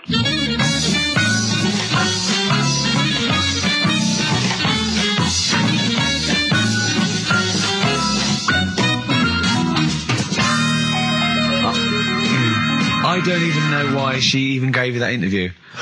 When you start off with, trying to find out if I need you, but what did you tell her to get her to talk to you? Just said I'm doing some research on stuff. Did she think you were a schoolboy or something? No, she just said, "Oh, all right." She said, "You know, how long will it go on?" I said, "Not long, just like 5 minutes, have a quick chat." And she loved it, didn't she? She sounded happy to take part in that. So the fact I love the fact that you've got an expert and you suggest that she's going to be having sex with Noah. He's a good info, so you're happy. She goes, yeah. I mean, I don't know why you stopped there. Didn't go into positions or something. I can't believe. The problem is, really, I didn't get to the bottom of what I wanted to say because... Oh, no, you did. That's it. That's done now. That's a pretty good academic work. That's proved, yeah. No, but the turtle thing, you know, when she said, "Oh, if you get rid of them, the turtles, you know, won't have anything to eat." But when she said that, I mean, I couldn't say it because it would have took her off and confused her. But... Well, like, she's a scientist. She's easily confused. Well, say, like, when Suzanne is working, right, I'm not a very good cook, so I always get, like, an Indian in. What? To do the cooking for you? So, right, I'll have an Indian. Right, now, say if, for some reason, it closed, I'd get a Chinese. So why don't the turtle just... There's loads of stuff in the sea. But I didn't want to get too heavy on her, but... It's pretty deep. Oh, that is genius. But we'll look at... But so the fact that she said, yes, you need jellyfish, does that mean that you've changed your... I mean, what I'm saying is, does her answer go? Does that stand? Yeah, it does, yeah. It does, does it? It does, yeah. Whatever I get the expert to say, I try and get them in a corner. Right, you try and argue them into a corner. Argue them into a corner, but that time she wasn't having any of it, so we've got to carry on having them. Yeah. So in the new year, we'll be looking at octopus. Okay. Yeah? Yeah, great. Let's play some feeder. We've also got a new feature, Cheeky Freak of the Week. That's a new feature, yeah, that's a new feature. Cheeky Freak of the Week. Let's do Cheeky Freak of the Week. What is the cheekiest freak of the week? I'm just going to apologise now. I've just had freaks, sorry to freaks. Okay, right, go ahead. Well, I say it's a new feature, but we've sort of touched on it in the past with... We always talk about freaks. Hairy Chinese Kid. Yeah. We've had the Pillow Man. Yeah. Oh, you called a draft excluder? Just make a note of that, would you, Rick, on the list? People without arms and legs. But at least, you see, the Pillow Man, what do you picture? Because I was saying to Ricky in the week, right, I'm a great fan of the Elephant Man. That's his, that's his favourite freak. Of all the freaks, that's it. Do you know why he said? Do you know why he said? He said because you get what you pay for. When someone says the Elephant Man, you get what it says on the tin. Right. You know you're going to get it. Yeah. Do you imagine, Steve, if you had a mate and you said, "Where are you going?" He said, "I'm going to go see my mate." And you go, "Which mate?" And he said, "The Elephant Man." Yeah. Straight away, you haven't even met him, but you know what he's going to look like. Yes. Right? That's what I like about that. Hairy Chinese Kid. Yeah, you know what you're going to get. Pillow Man. Yeah, not so good. What does that mean? It could be one of those big fat things on that show, couldn't it? A big pillow, like a... Yeah. They had that big thing about the fat people in feeders. They were getting up to like 60 stone and that big one. And there's a thing called fat admirers that just fancy fat women, right? And you writing that down? Yeah, sorry. And they had blow up versions. It looked like a bouncy castle. Wow. Yeah. Really? Yeah. You'd be knackered when you blew that up. Yeah, you just wouldn't want to go forget it. Yeah. Oh God! Well, there's people being cruel as well, isn't it? Because after watching the programme on Channel 4 about the fat people and fellas who like them and stuff, there was a story on one of the news websites about some fella in Germany. Right, he was a big fella, must have been about 50 stone, and he fell over, right, and I think he hurt his ankle or something, and timber. They sent firemen instead of like an ambulance. Yeah. So straight away they're having a bit of a laugh. They're not. No, they've got winching gear. Well, they didn't know. They didn't have winching gear. They had to use the hose pipes to carry him out. I think it was Anna Nova, that news website. They had to use the hose pipes. So they made like a bed using the hose pipes. Oh, yeah. And had to carry him out on that. And then they had to sort of get him into a special truck, they said. Mm-hmm. And do the same when they got to the hospital. I mean, that's mad, isn't it? They shouldn't do that. Although, Carl, I'm loving that story. I'm just worried that we're not going to be able to fit in Cheeky Freak of the Week. What's the Cheeky Freak of the Week? All right, Cheeky Freak of the Week. Something I found on the net. Yeah. A fella who had 27 toes and fingers. In a jar? No, still on him. And proper ones as well, not like little stumps and that. Proper, fully formed fingers. Was he a pianist? Close-up magician? I don't know what he did. He just said that he was... Cat's cradle professional. Did he ever work on finger bobs? He was saying in the week. For the crowd scenes. I'm now going to do Braveheart. Yeah. He said about the Elephant Man. He said, I want to do a thing right with freaks where it's good and bad. He went, what did you said? The pro about him is... What about the fellow with loads of fingers, or...? No, the Elephant Man. Well, he said the bad thing is he stretches his jumpers. When he puts them on. Yeah. And what's the good thing? Sort of, he never gets up and goes, oh, my hair's a bit of a mess today. No. He's always having another bad face day. I don't complain about his head and shoulders. You're taking the piss. Yeah. Oh, dear. So that's freaky. Didn't you see an elephant woman in Manchester? Yeah, leave that. What do you mean, leave it? No, because it is sad. I know it's sad, but I mean, I don't know what my next sentence is. No, people always that should be the end. I don't need to say anymore. People will know what she looks like. It's a good name for her. Did she like buns? Oh dear! It was when my dad was a taxi driver, and he used to sit in the front. Yeah. And she used to get a lot of taxis. Yeah. And he only charged you half price, didn't he? He was a good guy. Well, the bad thing is as well with people like that, you don't want to offend them because they never forget.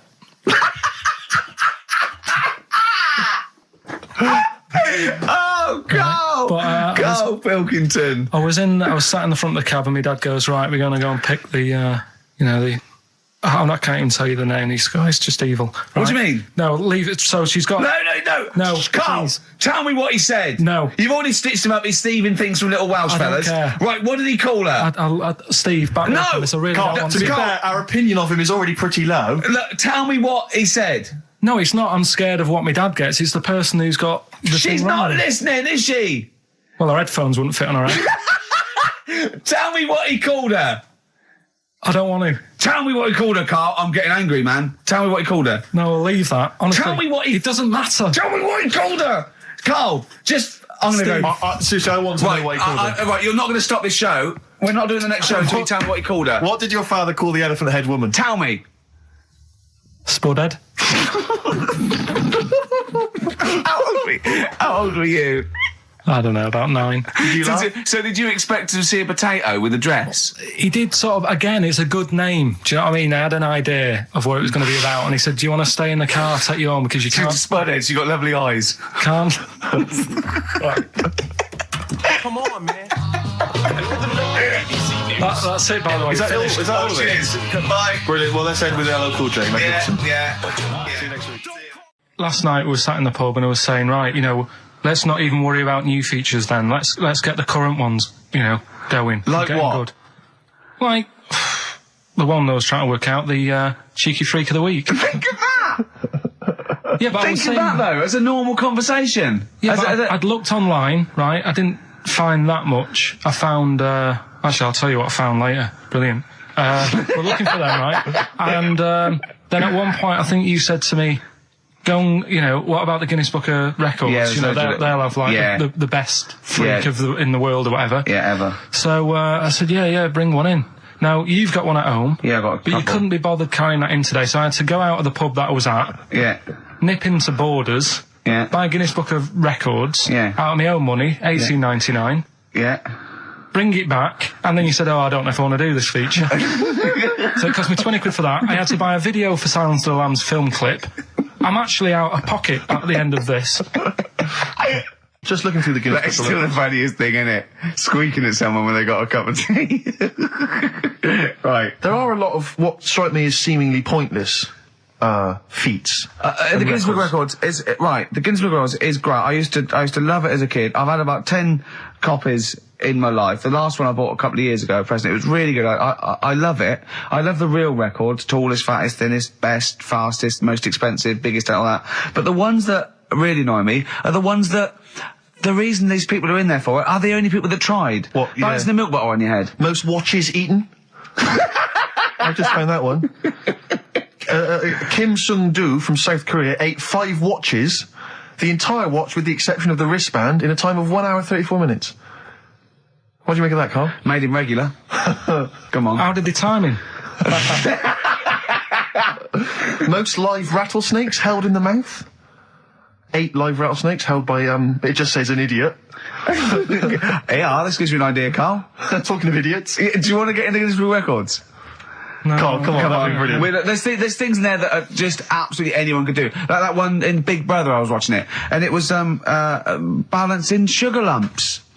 I want to go. How many people try that? If there's schools around Britain going, listen, we've got to get in the Sugar Lump Award. It's grassroots level. There's not enough kids balancing sugar lumps. How can we compete in the world market? I was looking at it last night, and there was one about the farthest that a dog swam. I think it was something like 9 miles, but it had no choice, did it? You know what I mean? He took it out to the Atlantic or something, and so it didn't want to do it. Threw it in the water. Yeah. So it's not all right to put it in a bin bag and chuck it in a canal, but it's for a world record. Yeah. 9 miles it did. Oh, God. Possible ones that you could do, Carl. What's the most Forrest Gumps fitted in one wheelie bin? What about this one for you, Carl? The record stands at the moment for most arrows caught by hand, but that's quite tricky. So what about most arrows caught by head? Yeah. And you would just fire arrows at your head? They wouldn't, it would just skim off him. Do you think so? Yeah, the roundness, it would never actually get any sort of, connection. Fastest human crab. Could you do that? Oh, do that. Can you form the crab? Can you do that? What's that? It's just like go bending over backwards and running. Do that. No? Right, what about... what would you be good at? What about hamburger stuffing? Oh, right, Carl. Alright. In the mouth, you mean? Well, it says the record for stuffing the most regulation-sized hamburgers, including buns, in the mouth at one time is how many?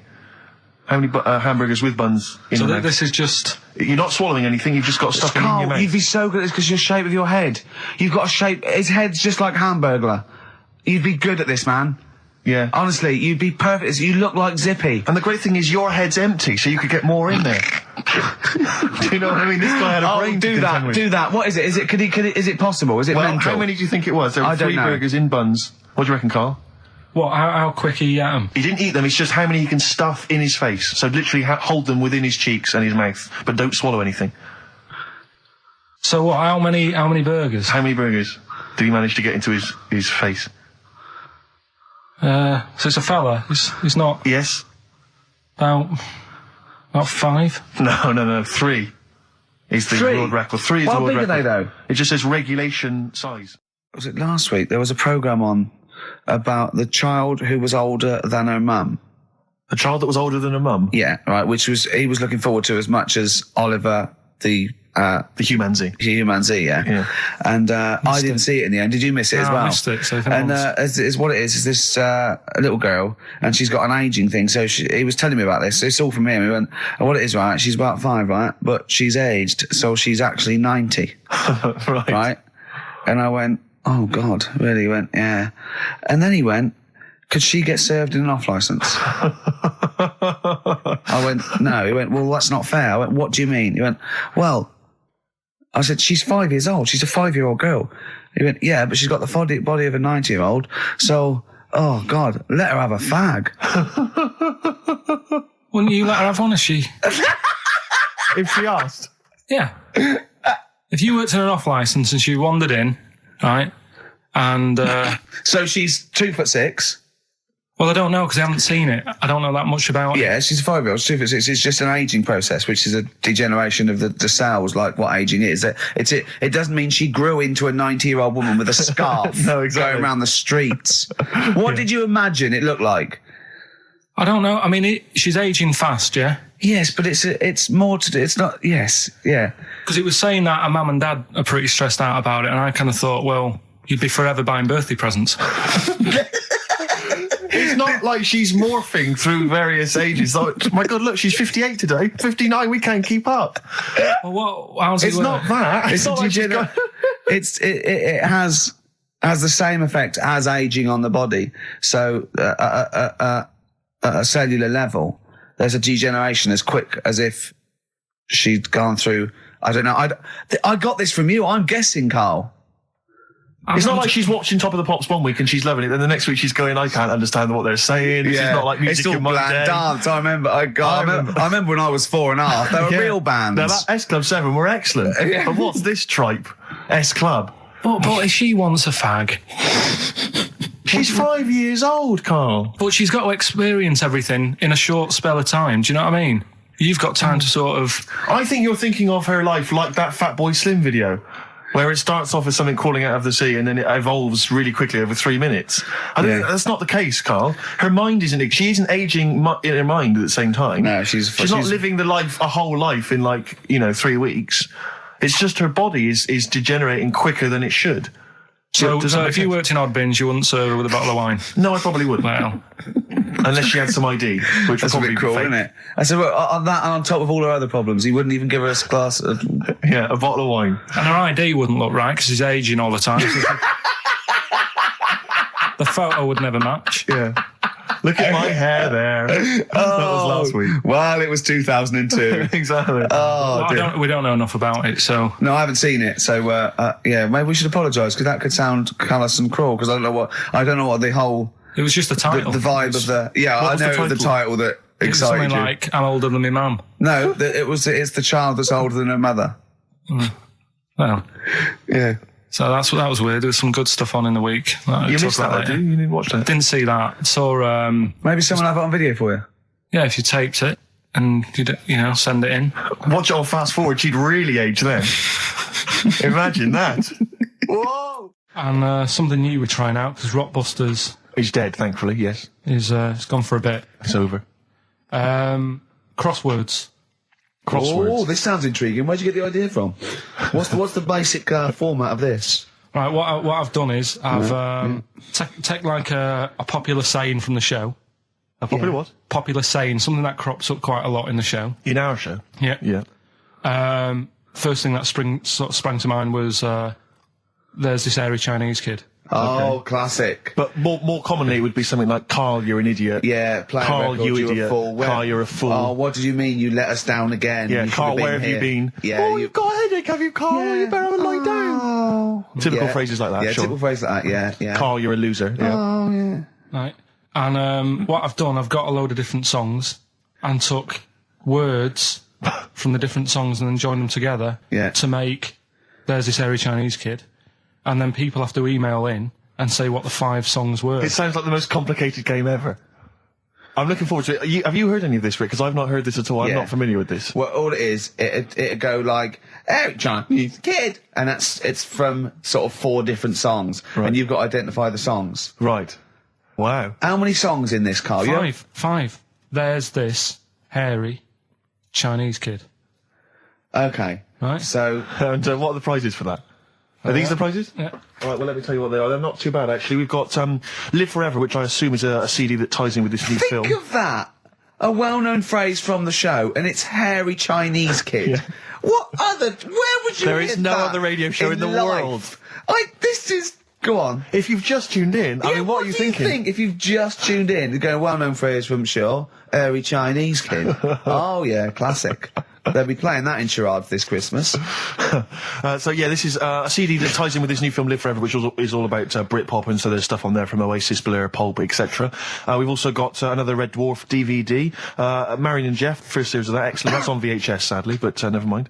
And also the very best of Led Zeppelin, a 2 CD set there with all the classics on. So that's not bad prizes, actually. Carl, you've done yourself proud. We've upped it. We're getting serious now. We're playing in the the bigger league. We've upped the stakes.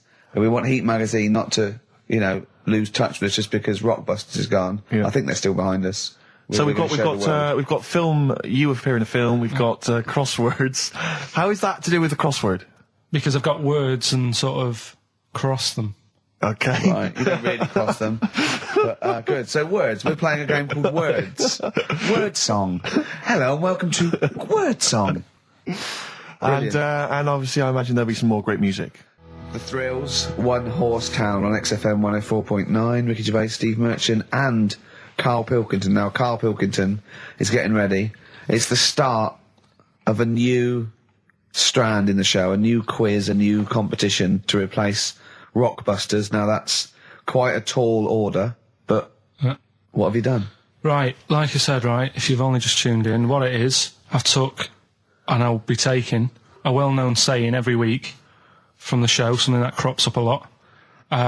First one that sprang to mind was... There's a little gay fella standing next to me in the urinal? That's next week. Okay. This week, there's this airy Chinese kid, right? Yeah. That's crops up quite a lot. Sweeping the nation. Right.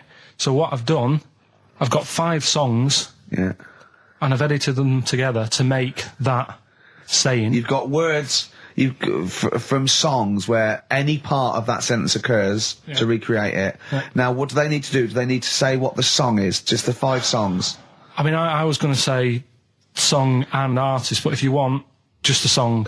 So there's 5 things there, and if someone doesn't get all 5, it's still worth emailing in because we might give it to the one who's got the most, and then... Yeah. Can I suggest we go for artist rather than song? Only because sometimes it's quite tricky to get a song title. Sometimes it's very odd, or it's not quite what you think it is. So maybe artist is an easier one. Are you happy with that, Carl? It's your competition. I mean, Steve always does this whenever I come up with an idea. Oh, yeah. I'm just trying to make sure it's just the best it can be, Carl. Yeah, no, he came up with a few game shows, and Steve was going, no, it's no good. And Carl said to me, he said, it's the one of The Office ever got on telly. Yeah, but...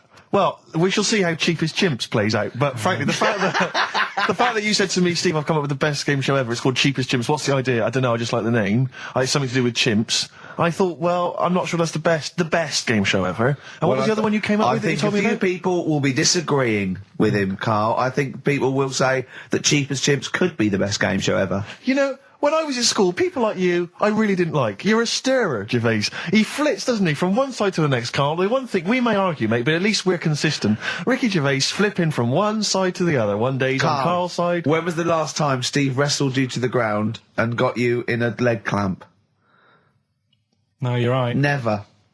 What, is that supposed to be a good thing? Well, didn't you see us? Yeah, I saw you struggling in Carl's office earlier. He was punching my legs to release me. We were on the floor. And I was squeezing him with my mighty legs, wasn't I, Carl? What? It was like, I imagine that's what a crab feels like when an octopus has got it. We were playing that, weren't we? So anyway... So, I'll play you this clip now. It's 10 seconds long. We'll play it a couple of times because you'll need to take it in. So here it is then.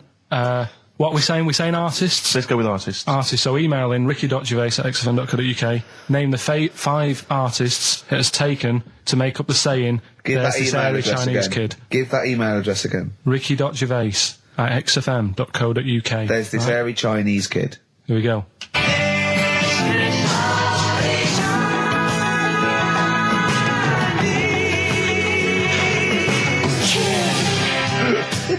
Play it again. Play it again. Here we go.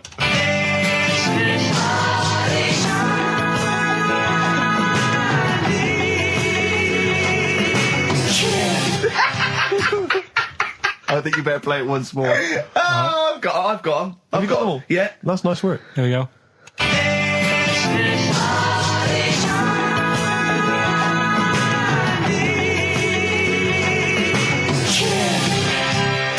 I can just remind you now that the prizes include a Red Dwarf DVD, Marion and Jeff, the first series of that on VHS, a Live Forever Britpop CD, and also the very best of Led Zeppelin. Let's play one of those actually while we're here. Brilliant rock and roll. One of the prizes on Carl's competition this week is the very best of Led Zeppelin. That's obviously rock and roll. We've also got a Live Forever Britpop CD, Marion and Jeff, and Red Dwarf. And should we play it again? So people There's have got this another airy chance? Chinese kid. Who are the artists? Here we go.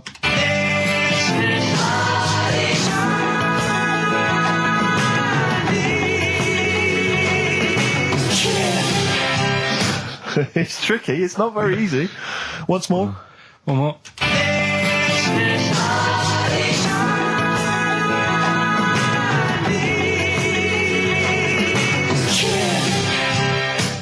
Well, there you go. Ricky.gervais@xfm.co.uk. Those prizes can be yours.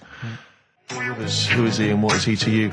We have not had any successful answers on your quiz, Carl. We've had people who've got you get a maximum when you put of 4. a duck in a microwave. Yeah, yeah. Bill Withers. Nice. All right. Cheers. So I'm not talking about Cheapest Chimps. That's safe. That's going to run and run. Yeah, that is going to run and run. That's really got legs. I'm going to check the press Monday. I can only assume it's a triumph. Exactly, another Pilkington triumph. Yeah. I'm going to give the prize, if you don't mind, Carl, to Karen and Jeff Gillian, because they're the only one that they were the only couple that got the second answer, which was very, very But tricky. they got 4 today. But they only got 4 right. 4 is the top answer, so should we give the answers play it, now? Carl, and then tell us who each one is. All right.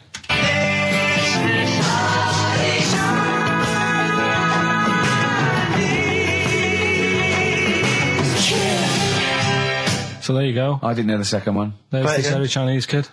So the first one, the Lars. There she goes. That's George Harrison. No. That's Philip Bailey. And that's Deacon Blue. Right, so it was the Lars, Yeah. What's the second one?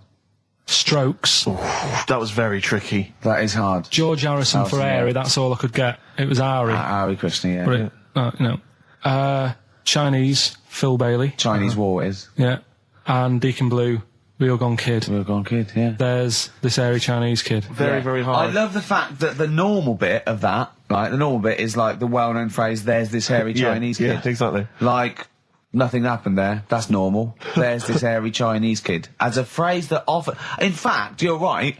We must have said that phrase 20 times today. When was the last time that was said 20 times? Never. I don't think it's ever been said anywhere. There's this hairy Chinese kid. I mean... Even in China. I don't think it's... Well, it's very rare. Definitely not said in China. The prizes they've won. The prizes they won: Red Dwarf DVD, Live Forever, the best of Britpop, Marion and Jeff on VHS, and the best of Led Zeppelin. Well done to Karen and Jeff Gillian. I've also seen no proof of this hairy Chinese kid. None whatsoever. Do you know, I think, you know, people don't want to hear about this today from us. They want to hear, you know, the new features, the songs of phrase. What song's a phrase? It's the feature we started last week, where we take clips of songs, we make up a phrase from the show. I mean, a famous phrase, last week's world famous phrase was, there's this hairy Chinese kid. Yeah. You'll remember. Yes. Well, it was called Crosswords last week, but Phil emailed in a good suggestion and said call it Songs of Phrase. Brilliant. Songs of phrase. Songs of phrase. But perfect. So are we still going with Cheapest Chimps? We're persevering with that, aren't we? Got some Cheapest Chimps lined up. We'll be doing that before 3 o'clock. Yeah. Great. Again, who else can say that? So good. So for the next 2 hours, everyone should just bury their head in the sand, ignore the world's problems, and enjoy features such as Cheapest Chimps and Songs of Phrase. And a bit of Shearing Breaks. Oh, class. Trying to stop suddenly in Italy. TB. Turing Breaks. It's like a rockbuster, Carl. They were the good old days. I know, yeah. Painkiller on XFM 104.9. But look, Rockbusters is gone. Forget Rockbusters. Long live Songs of Phrase. Over to you, Carl. All right, well... You know Rockbusters was one of the things they were protesting about last time. that was why I just had to listen to them. They just kept stopping me in the street as I was trying to get to the tube. You've got to stop Rockbusters, it's run out of steam, they said, and I'm glad. Yeah. That's why they always do it on a Saturday. Yeah. They make their way to Leicester Square for 3 o'clock. Yeah. Right. Songs of Phrase. What it is... Songs of Phrase. We take a phrase from the show. Last week, it was, there's this hairy Chinese kid, right? Today, we're going back to the good old line of, like, you never see an old man eating a Twix. Sure. Right? How long is that? No, you'll never see an old man eating a Twix. You'll never see an old man eating a Twix. It's not as many as you think, though. It's not that many. Well, how is it not that many? Right, well, first of all, anyway, don't worry about that. I think there's about 5, I think. Hang on a minute. Oh, God. Why do we leave him alone to do this, I don't Steve? understand. Do you know what I mean? It's like, I'll tell you what, we were flying there. 6 different songs. 6 different songs. That's a lot to get, Carl. But what happened is, I couldn't find a song with Twix, so we've changed the chocolate. Oh, this is rubbish. We're not doing it. We're not doing it. No, you've got to be punished. We're not doing this. Do it next no, week. you'll like it. No, shut up, Carl. No, just no. We're He's not put a doing lot it. of effort in. So what? You're right. He's got to do it right. He's got to do it right. No. There's too many. We said too many. It's not. He's changed the thing. It's not a one-off phrase. It's ridiculous. No, it's if absolutely only, pointless. Rick, if only his parents had spoken like that to him sometimes in the past, Do you know maybe what I mean? we wouldn't be having this discussion You're not now. doing it. Come on. No. We're not doing it, Steve. What do you think? I'll tell you, we've got the prizes, but I'm not even going to bother giving. I'm not even going to bother. I think we'll just share them out amongst homeless. Absolutely. No. There's troubles in the world, and I'm not going to let you faff around doing nonsense like that. It's ridiculous. Well, let's do it for this let's week. play a beautiful song. What do you think? I'd love to hear a great song. Yeah, the times they are changing. We've said that. Look at Rick, Mother Nature on the run. Look at Mother Nature on the run, Steve. Yeah. Play it. So we're not doing... No. It's your own fault. Now, Carl, the big question, as we know at the moment, is whether we're going to let you do Songs of Phrase or not. Rick, I should tell you now, there has been a flood of... Oh, no, there hasn't. Sorry, I was thinking there'd been a flood of emails, but it was people agreeing with you, Rick. I know Tony Blair has been trying to get through. Yeah, exactly. I'm just checking the emails now. There's absolutely nothing supporting you, Carl. No one gives a side either way about No, well, that's not then. fair. There were a couple of phone calls, weren't there? One was a guy saying you should. I think the other one was you, Carl. Was it phoning from the kitchen? Can we do it? Can we do it? Right. No. If you don't like it, we won't do it next week. But I've made it. I don't know why you did that. I thought of lots of stuff that you could do. You chose one where you have to have 10 words and 6 songs to choose. You haven't got Twix. I don't know what you've substituted Twix for. I've got to say now, I'm going to sit on the fence, so I'm quite intrigued. Okay, right. What have you substituted Twix for? Well, I can't tell you. Of course you can. No, I can't because people have to listen to it and work out. All right, let's just hear it. Let's hear it then. No. They know what they have to know what the word is. They have to tell what the song is or the artist. I prefer just to play it. No, you've got to tell them what it is because they might not even know what word they're looking for. Let's hear him out, Rick. Right. Please, democracy. That's what we're fighting for. Come on. Right, you turn them up. Right, okay, I'll put the headphones on. Go on then. Right. Okay, so hang on. The phrase originally was you never see an old man eating a Twix. Right, and we're trying to identify a number of songs which you've used to make up that phrase. And you email in xfm.co.uk/Ricky with as many as you can get, and whoever gets the most right. It's so complicated. This is so complicated. Right, here we go. I'm baffled by the email address. I couldn't figure that out. What's the email address again? xfm.co.uk/Ricky. Right. Right. And there's some link on there, is there? Yeah, you just press and it comes through. Brilliant. That. Right, here we go then, right?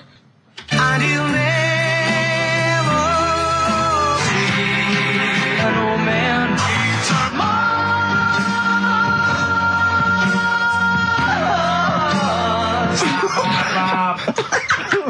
I missed a little bit at the end. Let's hear it again. Mars, ba ba ba. Let's hear it again. And you'll never see an old man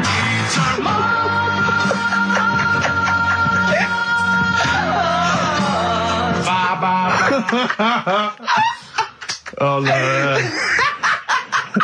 Oh God. Okay. Right, we'd say the prizes, Steve. Right, so how many songs were there? Do we know? I think there was 6. You think there was 6? And you'll never see an old man eat. It might be 5. 5 or 6. Yeah. Anyway, why not email in the answers and how many there were, and you might be in with a chance of winning on DVD the original series of Citizen Smith with Robert Lindsay. That was good. Paul Whitehouse's Happiness, the first series of that on DVD. We've also got a couple of CDs here. The Best of Britpop, Live Forever, Oasis, Blur, Radiohead, and all the rest of them on there. Right. Supergrass's current album as well. That's all right. I think it's the current album. Yeah, it is. And okay. Less convinced by this one. If I tell you that some of the artists include Delamitri and Deacon Blue, then I know you'll be rushing out later, Rick, to buy this. Scotland Rocks. A compilation of... Is Wet on there? Let's see. What about Biss? What happened to Biss? Let me see. I'm not gonna... I tell you, it doesn't... I mean, we've got Gun on there. Oh, yeah. We've got... baby, lately. Aztec Camera. Yeah. Big Country, obviously. Proclaimer's not on there.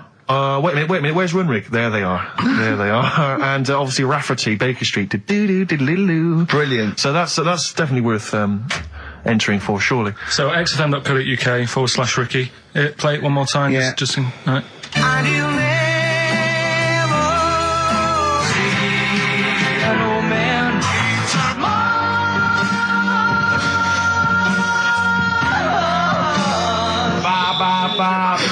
Class. Pure class. Well done.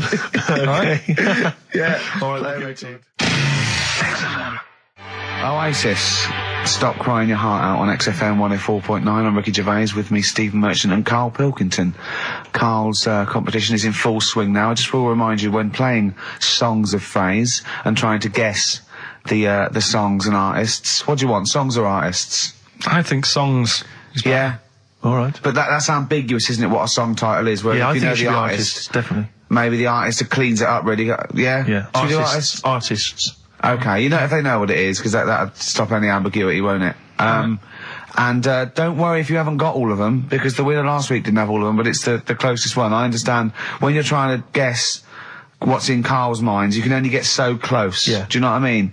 He wants us to bring in Darren Brown. He go, because he won't be able to read my mind. And I think he's right. I think he might be. I think he's the one person that could outwit Darren Brown. Yeah. Now, moving on, Carl. Should we just play it very quickly? Just play again. Just if Carl's you're in case you competition? want to join in. Go on, then, one more time. Here it is, Songs of Phrase. And you'll never see an old man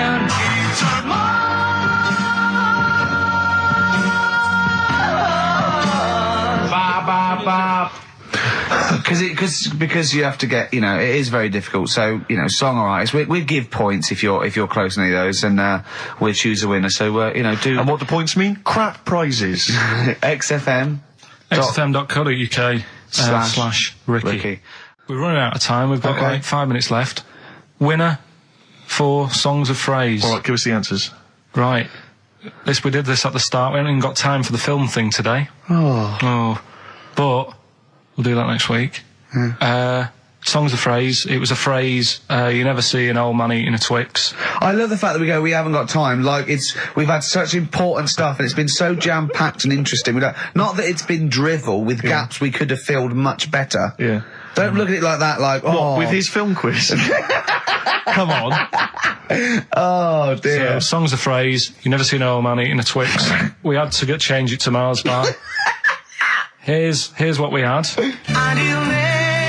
Jerry and the Pacemakers. Echo and the Bunnymen.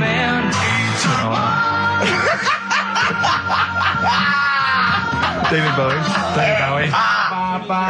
And the Beach Boys finished off. Oh, what do you mean I thought that one was? What do you mean? Who's the winner? Oh, it doesn't matter. You've got to give the answer. Who was that one you didn't know it was us? It was Neil Young, wasn't Jim Crochet, is it? Old Man River, it's called. Jim Crochet. Old Man River? Yeah. Jim Crochet sang Old Man River? I don't think so. What was it? Who cares? Right. Well, people... I can't believe this. Old Man River, it was. Let's give the prize to... Jim Crochet wouldn't have sung Old Man River. Well, let's give the... Paul Robeson. Let's give the prize to Mitchell Sterling, who has got some of the answers right.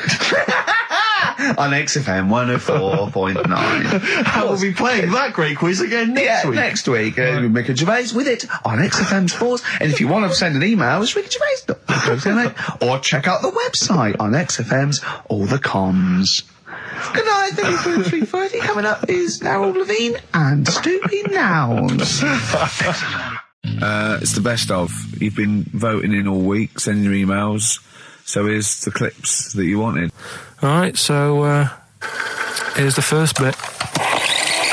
So anyway, I found these things. Do you want to hear them? Yeah. So what's it? Explain this again. Right, so I got back off holiday. The first job I found out I've got to do is work with Ricky for a voiceover. I do a regular thing. I do X-Ray magazine, but I'm allowed to make the script up. And they said I could, so I did. Right, so imagine this. Well, I know you, Rick, and I know you like to put a lot of work into these things. Yeah. You want to do a good job. So he rolls up, he says, let's do it then. He said, what's in the magazine? I said, well, here's a selection of stuff. This is what you've got to sell. He said, leave it with me. He goes into the little booth, and the first one he comes up with is this little advert for it, right? X-Ray magazine. It's out now. It's £3.50 May edition. Music of Tomorrow. Dandy Warhol's picture, and there's a free CD with all the Placebo and the Donners and Smog and Nightmares on Wax and Alpine All Stars. Only £3.50. It's out now. Buy it, innit? Have you got a sore throat there? Well, that's all right, isn't it? And he was going, you can't. I said, we are doing that. I've done one. That is it. That's it. So I persuaded him. He went, right, okay, we can possibly put that on XFM, right? I'll have to see, right? I wouldn't do it again. And he went, but you need one for Capital. He said, Capital will know what I went, right, I'll do one more for Capital. Because all the stations advertise the XFM magazine, right? So this is the one that he thought would be all right for them. Hello, you loonies in Radioland. Dr. Frog here to tell you about the new edition of X-Ray magazine. It's out now and it's only £3.50. You've not heard of it? It's a great music magazine. And you get a free CD featuring bands like Placebo. They wear makeup, but leave them alone. Gold Chain, Smog, OK Go, The Donners, and all great bands that you'll love. To Froggy here. Hello. Bye. Ribbit, Froggy says bye it. Oh, well. So then, he says, that's it. You had your money's Is worth. Dr. Frog still on there? He's still on Classic. I said, that isn't going to go out. They're not going to be happy with that. He said, you've had your money's worth, I'm going. Yeah. So I'm left with that. I then have to get the bosses in. And because I've let him go, in a way, it's my responsibility. Yeah. So I've obviously thought I've got what I need. I had to play them to the MD. What did he say? And justify... Well, I was sort of thinking if I laugh, he might go, well, I don't get it, but he finds it funny. Oh, brilliant. Well done. So I was laughing, he was sort of thinking, you know... Excellent. Is that it? Brilliant. When do they go out then? I think one of them's going out at the moment. Excellent. I think the first one's going out. Brilliant. Well, let's play a great track then. Is it Dr. Frog? I'd like to see Dr. Frog feature maybe on our show more often. Okay. Oh, I've got some new comedy characters. I can't believe that. You know, I love the work of comedy greats like Chris Moyles and Noel Edmonds. I've got some really funny comic characters that'll be popping in and out of the studio. Save them. Okay. I'm excited. Can I just tell you a story that Carl told me a couple of weeks ago? Is this another ghost story? Another spooky story? Yeah. I called him out. I was, what are you doing? He said, I've just been reading ghost stories again. He said, you don't believe in them, but how do you explain this? So I went, go on. He said, I'll tell you as he told me it. He went, bloke, right, just sitting at home, doing, you know, watching telly with his cat. And, the phone rings and it's a bloke going, is that fire, in your oven okay now? 'Cause your wife called. And he went, Carl went, well, 1, there was no fire in the oven. 2, he wasn't married. I went, right. Go on. He went, well, then right, there was a knock at the door and there was 2 sort of people in sort of white coats and they came and said, we've come about that fire. Your wife called us. He went, 1, there isn't a fire in my oven, and 2, I'm not even married. Right? And he said they saw the cat and they looked at the cat. It looks a bit weird at the cat came out, nothing. And he said, and then he went back, sat down, phone rings, and they said, did they sort out the fire in the oven that your wife told us about? Oh. He went, 1, there is no fire in my oven. 2, I haven't got a wife. And Carl went, what do you think of that? I went, that's not it. He went, yeah. I went, that's the end of the story. What? He went, well, how'd you explain that? I went, explain what? I thought he was going to say, a year later we got married, but she died in an oven fire. Right? I thought it was going to be that. And I went, that's what? People winding him up. Yeah, or someone did report a fire oven, and their name was Johnson, and they looked up Johnson, they got the wrong thing, it was the gas board, and they sent it round to the wrong person, right? You know, he went, yeah. I said, I explained it to him, he went, yeah. Why did they look at the cat funny? Oh, man alive, Carl. This is really weird, right? I was in my house once, right, and the doorbell rang. Yeah. Right, I opened the door, and there was no one there. Yeah. Right? And then I looked across the street, right, and there were some kids running away. Yeah. Now, how do you explain that? Yeah. There was another time, right, where, like, I opened the door, and there was a bloke goes, you've ordered pizza. I went, I haven't ordered pizza. And I heard my mate upstairs giggling and putting the phone down. Yeah. How do you explain that? Carl, seriously, why did you tell me that story? What do you think it was weird about that? The fact that it was 3 different people. Is this all the information? Is that the entire story? It was 3 different people. Did you fall asleep and not read the end? A fire that didn't happen, about a wife that didn't exist, and a cat that didn't look happy.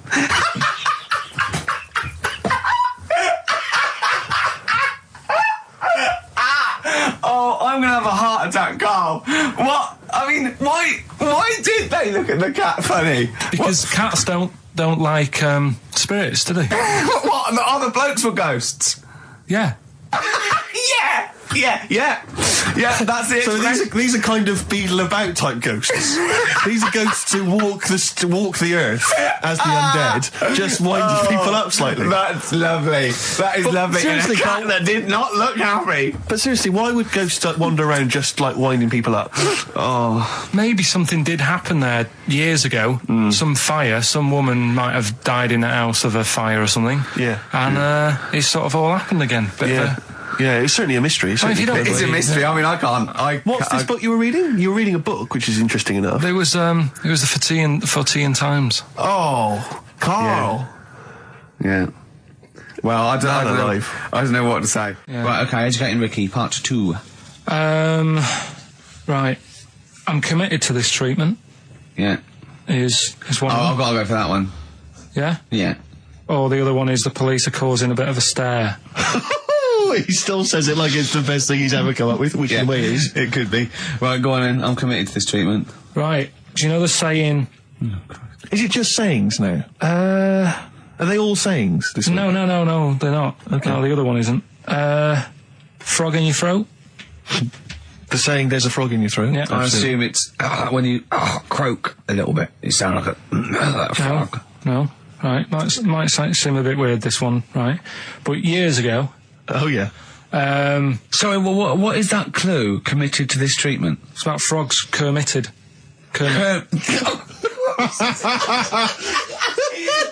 Probably works better with a K and an ER written down. Well, also, if you pronounced it Kermitted, yeah, but not committed. Committed to this treatment! Right, go on then. That's genius. So, yeah. Well, what? You go to the doctors and you go with throat hurting a bit. Right. And what they did ages ago. Ages ago? What year was this approximately? We are going back quite a bit with this one. Oh, okay. Go on. And the doctor would say...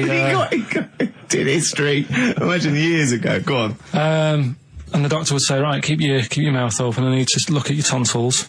And the jaw would ache a bit because they weren't as quick back then because they didn't have the technology and stuff, and they'd have to like stare at it and study it and stuff. And like they get an achy jaw, right? Keeping their mouth open. Yeah, like you get, Yeah. you get a Mars bar or whatever. So they'd sat there and they used to always close their mouth, and it used to annoy the doctor. Right? Oh. So what they did, they used to get a toad, right, and put it in the mouth. Rubbish. Okay, keep talking. Keep talking. And that way they couldn't close the mouth because either they'd squash it, right, or apparently you're not allowed to lick a toad's back. So the doctor would have them for breaking the law? No, but it's poisonous, right? A toad's back. You should never lick a toad's back. Or put it in your mouth, really. Oh, just stop for a second. Wait. What? Can I just ask one question? Go on, Just ask one question. I've got a few, but no, go on. Sure. My initial thought is, it sounds like a brilliant bit of sort of medical knowledge there. It's a great idea. Yeah. My only thought is, how does the doctor see past the toad? Yeah. At your tonsils? What's he actually looking at with the mouth open? Surely the toad is Isn't in it the like way. hopping around in the way? It didn't say. Sorry, and my first question is, was this on the internet? Yeah. Yeah, okay. Carl, that is bollocks. That is... I mean... Well, all right then. Let's turn this round. Where does the saying, you got a frog in your throat come from? Probably because you sound a bit croaky. Probably that. Probably because you sound a little bit like a frog when you've got a sore throat. Carl, did you not question it just for a moment when you read it? Just for a second, didn't you think, that seems an odd approach? Firstly, why a frog of all the different species? Because it's poisonous. A toad. So it's a toad as well? Yeah, well, it worked. I'm committed. Worked. No, my point is it's frog in the throat. I was going to change it to, have you heard the news Toad Day? But I went with the frog. Oh God! Right, so that's rubbish. So that's rubbish. Next, can I have Let's play a tune. Let's come up with a God. Can I just say? No, just play it. Yeah. Yo, Carl. 104.9 XFM. Hello, I'm Karl.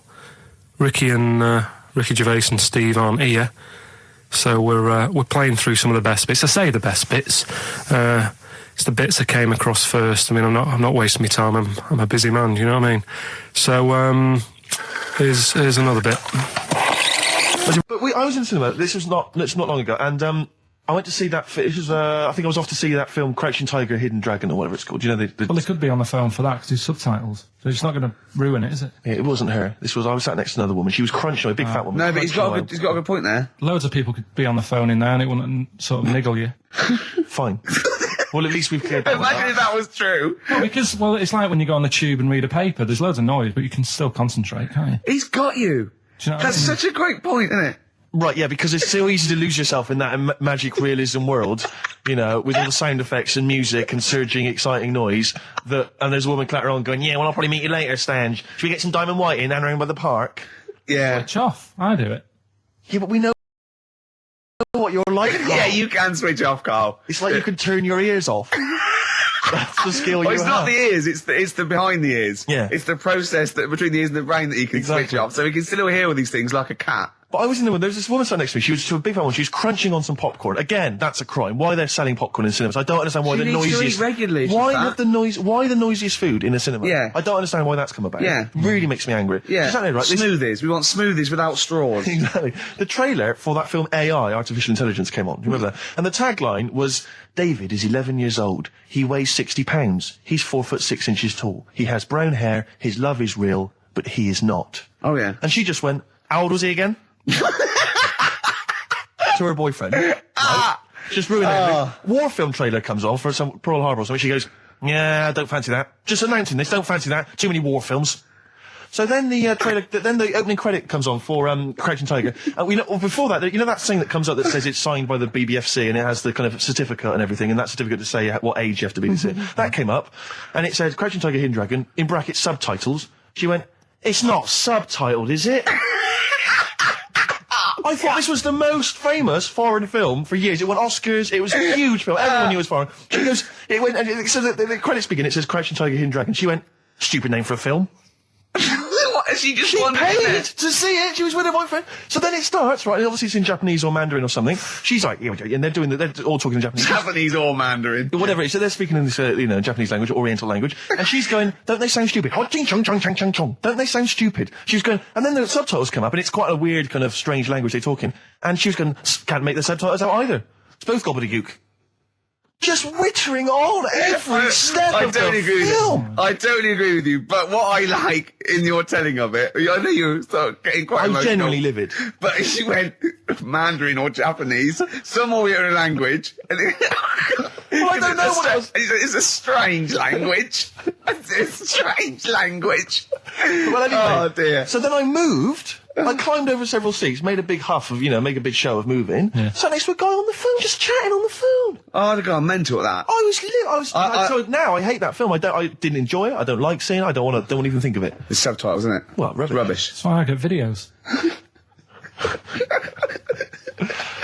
Yeah, I should have thought that through, Carl. You're absolutely right. Lamb chop? Yeah, let's play Lamb Chop. This is brilliant. This is from this CD that came out recently with Uncut magazine. Occasionally they put out some quite interesting free CDs. And this was one that had various covers of Rolling Stones songs. And a lot of them were, quite shoddy, but this was a brilliant, specially done, I think, for the CD. It's Lamb Chop doing a version of quite an obscure Rolling Stones song called Backstreet Girl. It's just beautiful. Let's hear it. Well, listen, I'm a big fan of that TV show. It's on digital TV. A lot of people won't have it, but Inside the Actors Studio with James Lipton. Yeah. And he interviews lots of big Hollywood stars, and he always asks them these same questions at the end. Can I just run a few of them past you? Go on. Okay. So, if you could do any other profession other than the one you do now, what profession would you do? Can you just change that to apart from a paper round? Apart from a paper round. Oh. If you do any other profession, Carl. And it doesn't matter about It doesn't matter if you've got the skills or anything. In an ideal world, if you had the ability. Well, I think I'm about to buy somewhere, so I reckon something, using tools and doing a bit of plumbing and that. So a plumber? Well, sort of an all-rounder. Right. A handyman. Well, yeah. I think, you don't get paid that much, but it's useful, isn't it? So. But you get your own show, couldn't you, with Carol Smiley eventually? Well, all that, but the money that you don't make, you save by not having to pay someone else to do the chores. Do you know what I mean? I don't know what that sentence meant. Right. No. A plumber, how much is the average plumber on? The money you don't make, you save on not getting someone else to do it. No, just think of that. No, look, break that sentence down. Are there any... Sorry, Rick, but people who live in glass houses. Yeah. Anyway, let's just go back to Lipton quickly. We've got a couple to get through here. So, your favourite noise or sound? Favourite sound or noise? Oh. Is it me? No. It's not me. Hang on a minute. It's not me. Are you sure it's not me, Carl? I like Elvis. Noise. Elvis. In the ghetto. The sound of Elvis. Elvis in the ghetto. Brilliant. Okay. Yeah. And your least favourite noise or sound? I don't think it should really be records and music. Noises, things that you hear at home or whatever. Maybe like a sound of a... The least favourite noise? Least favourite? The sound of... Probably like... sound of ghosts? Fire engines and that. Right. That's annoying. Except if your house was on fire, presumably. I think it's a bit unnecessary. You think they're just doing it to wind people up? I live on a busy street and it's happening all the time, and it is just sort of have a blast of it and people will hear it. You don't have to keep it going. Yeah, Sure. So that is, pretty annoying. And if heaven exists, Carl, when you get to the pearly gates, what would you like God to say to you as he welcomes you into heaven? What would you like God to say to you? Who asks these? What show's this? It's a programme where celebrities are interviewed by a guy, an American interviewer, and he always asks these questions at the very end. What would I say to God? What would you say to God if you believed in heaven, and if heaven exists, when you eventually go up to heaven and you're welcomed in through the gates in by your God, parka and your stussy t-shirt and your... What do you want God to say to you as he welcomes you in? Say, you all right? Don't know, just be friendly.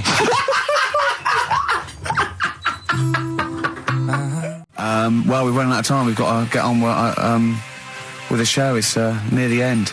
I hope you've enjoyed it. I hope the scientists stuck in a big, hut in the middle of nowhere in pitch darkness, 10 of them.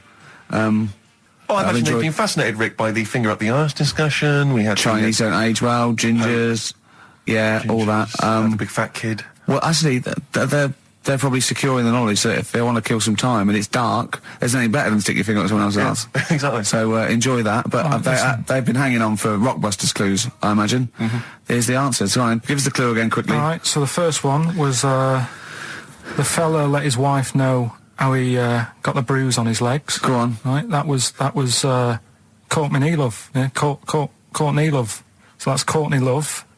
So that's the first one, CL. So that one's fine. The second one, that Potter. What am I doing? Letting that one just go? Let it go. Just let it go. Am I just letting that go? Annoyingly, we haven't got time to take issue with it. Rick. Okay. That Potter lad, he's got a lot of bottle, hasn't he? Doing all that stuff with the wizards and that. Go on.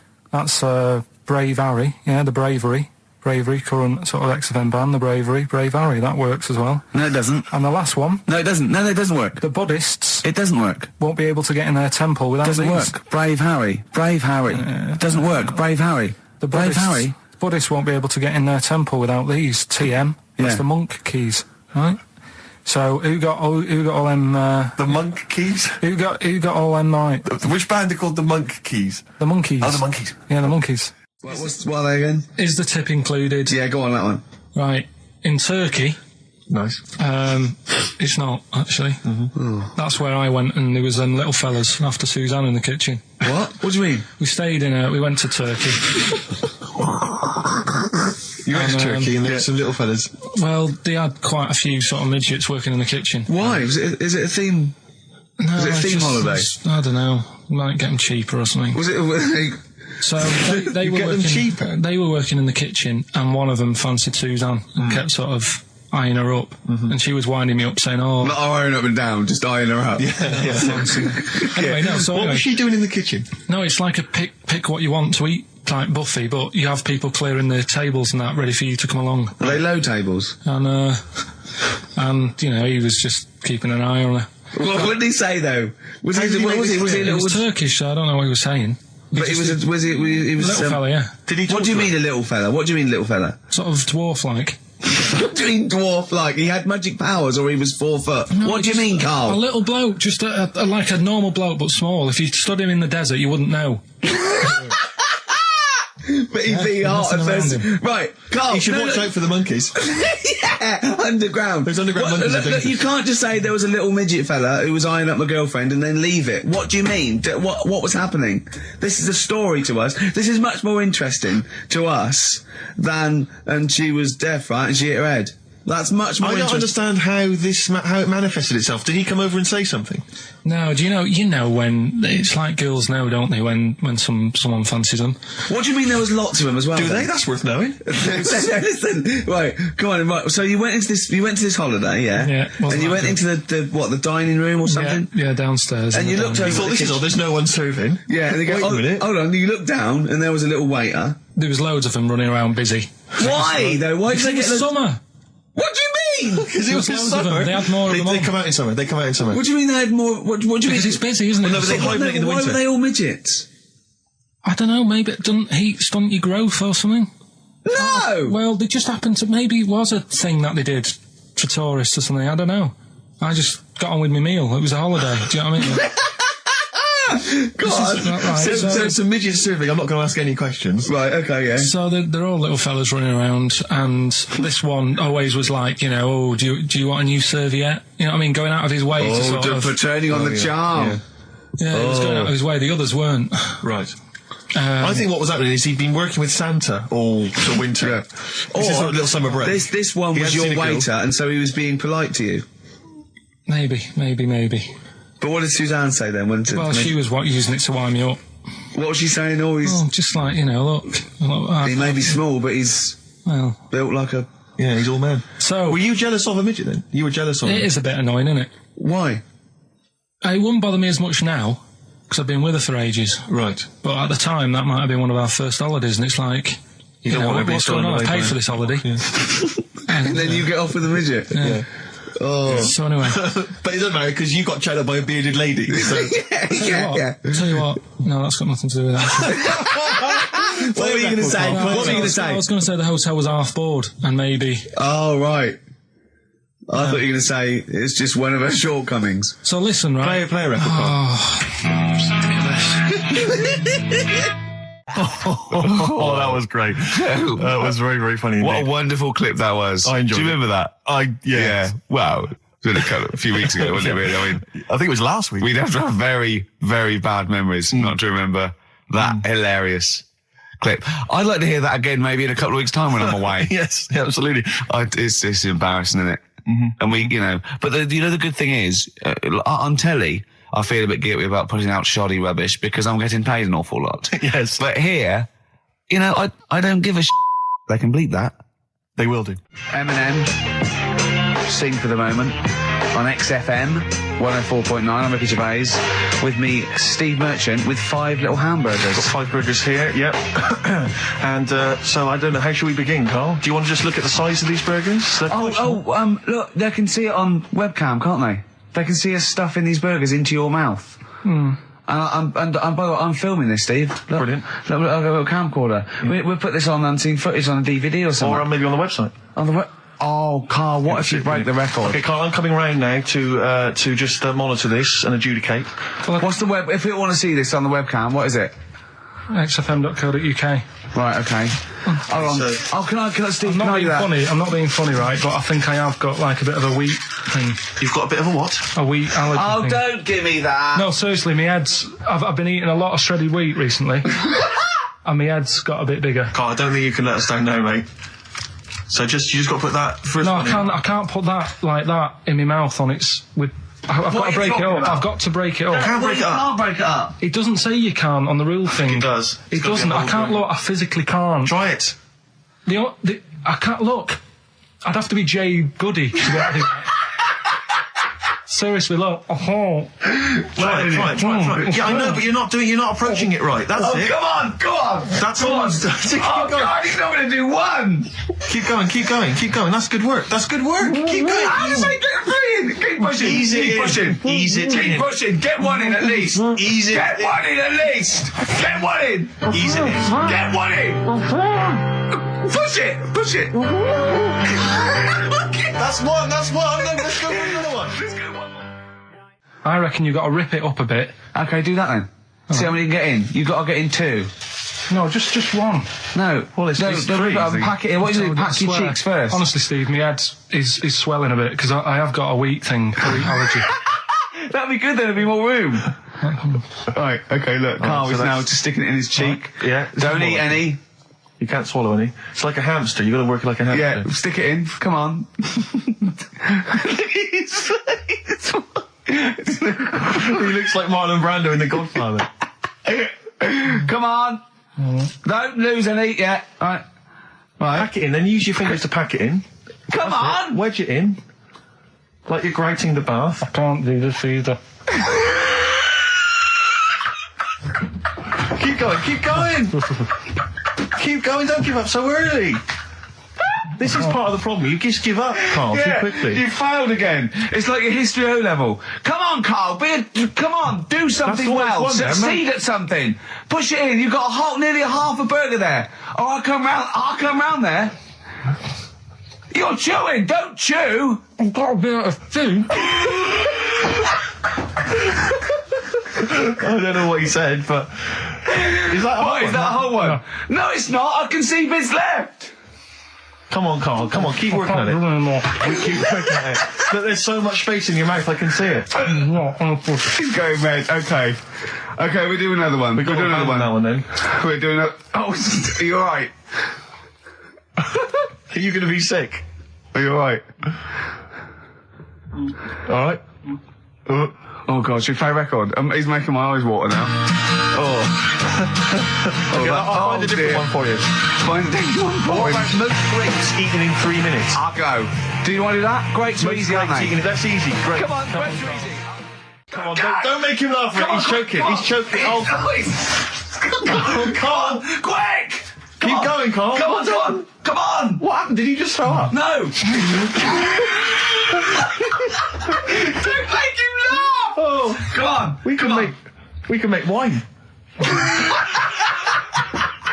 Come on, Carl. You're doing so well, Carl. mate. I want to go. Come on. Only. Why are you making him laugh? That was a world record attempt. Come on. He's over. Keep going. Come on. You got 25 seconds. Come on. Oh, I think that was a shame actually because you were doing well, but something went wrong. I know, and I think those are bigger grapes than the ones I've seen before. They're quite big grapes. Look at his face. He looks so despondent. Come on, Carl. 8 seconds. Just a few more. 5. Come on. What's the matter? 2. 2.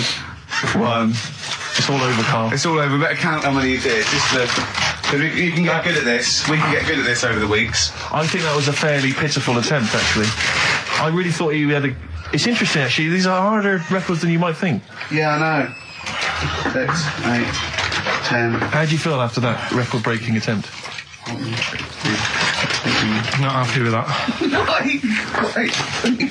What are you not happy about? The fella who did it, was he in hospital and just had loads of grapes? I was bored. I'm sure he wasn't producing a radio programme, that's for sure. Well, to be fair, neither are you. What was tricky about it? What did you find hard? I think having Ricky standing over me, sort of shouting, "Go on!" isn't normal. No. But so that wasn't... He hasn't eaten any! Hold on, that's 50 left. That's quite a poor attempt then, by the seam of it. Would you think about trying to maybe do that again in a couple of weeks? Would you do some practice and try that again? No, leave it. Leave it for the experts. And I noticed a tricky point. Maybe sort of when you had about 50 seconds to go, you seemed to be spewing things into the bin. What was that? Again, mainly Ricky standing over me. Sort of. 88. He's got 88 left. Okay, so what's the mental arithmetic there? Because we put how many in? It was 150 in the thing, wasn't it? What did I say? What did I say I had left? Well, I'm not doing it again. 88. So you had 88 left. So 62. God, you're only at 62. What's the matter with you, Carl? There's people start you at 62. That is rubbish. That's disappointment. Let's leave that. So you failed on 2 world record attempts there. 62, and the record's that is rubbish. What were you doing? Oh, yeah, but like I said, I've got a small throat. I can't drink a drink quick. Ever since the Mr. Freeze Pops when I was 6, that I nearly choked on, I nearly died on, I can't go back. It'd be like asking, I don't know, someone who got run over to play Frogger or something. What's Frogger? Is this something that happened to a friend of yours, or is this... No, I read about it. You read about it, okay. There's this little lad, right? Okay. First of all, it's years ago, right? When they didn't have decent doctors in like every town and that. Yeah. And this little kid is dead ill, right? Yeah. And the local doctor... Well, there's a phone call involved, so I don't really get the impression that it's like medieval times. Yeah. Yeah. But I didn't say that. I just said it's years ago. So this kid's ill, right? Yeah. And he's lying in the bed, and he's all going funny colour and that. Yeah. And his mum says, "I'm going to get the local doctor around." The local doctor comes round, and she says, "Oh," so I don't know what's up with him. He said, "Leave it with me." Leave it with me. He said, the doctor said that. I'll have he said I'll phone up a top doctor, okay, who was in America or somewhere like that. And so he goes to the phone, in his office, and he calls America, and because it's years ago, the phone line isn't that good, it's all crackly and that, right? So he's talking to the doctor, and he's saying, I've got this kid, he's a funny colour, and, you know, he's really weak and that. I don't know what's He's up not with him. giving him much to go on. Right? Sure. So the American doctor, right? Yeah. He goes, yeah, what you want to do? And it's all breaking up, right? Yeah. He goes, what you got to do? You got to, it's all breaking up. You've got to give him some, parrot's blood, right? Some parrot's blood? Well, that's what he thought he said, but the line was really bad. Yeah. He meant parent's blood, but he heard that he said parrot's blood. He said, right, I'll do that, leave it with me. I can see where this is going. He goes to, you know, a pet shop. Yeah. He says, give us like half a dozen parrots. Sure. Takes them round to the kid's house, takes the blood from the parrots, puts it into the kid's fine. The kid's fine. I've never It worked. such a load of shite in my life. I've never heard such twaddle, such just made up, enhanced, exaggerated bollocks in my a life. load of old rubbish, Carl. I mean, when he told me this, he said, the doctor said, what do I do? And the doctor on the other end said, give him some blood. And the doctor went, where do I get blood from?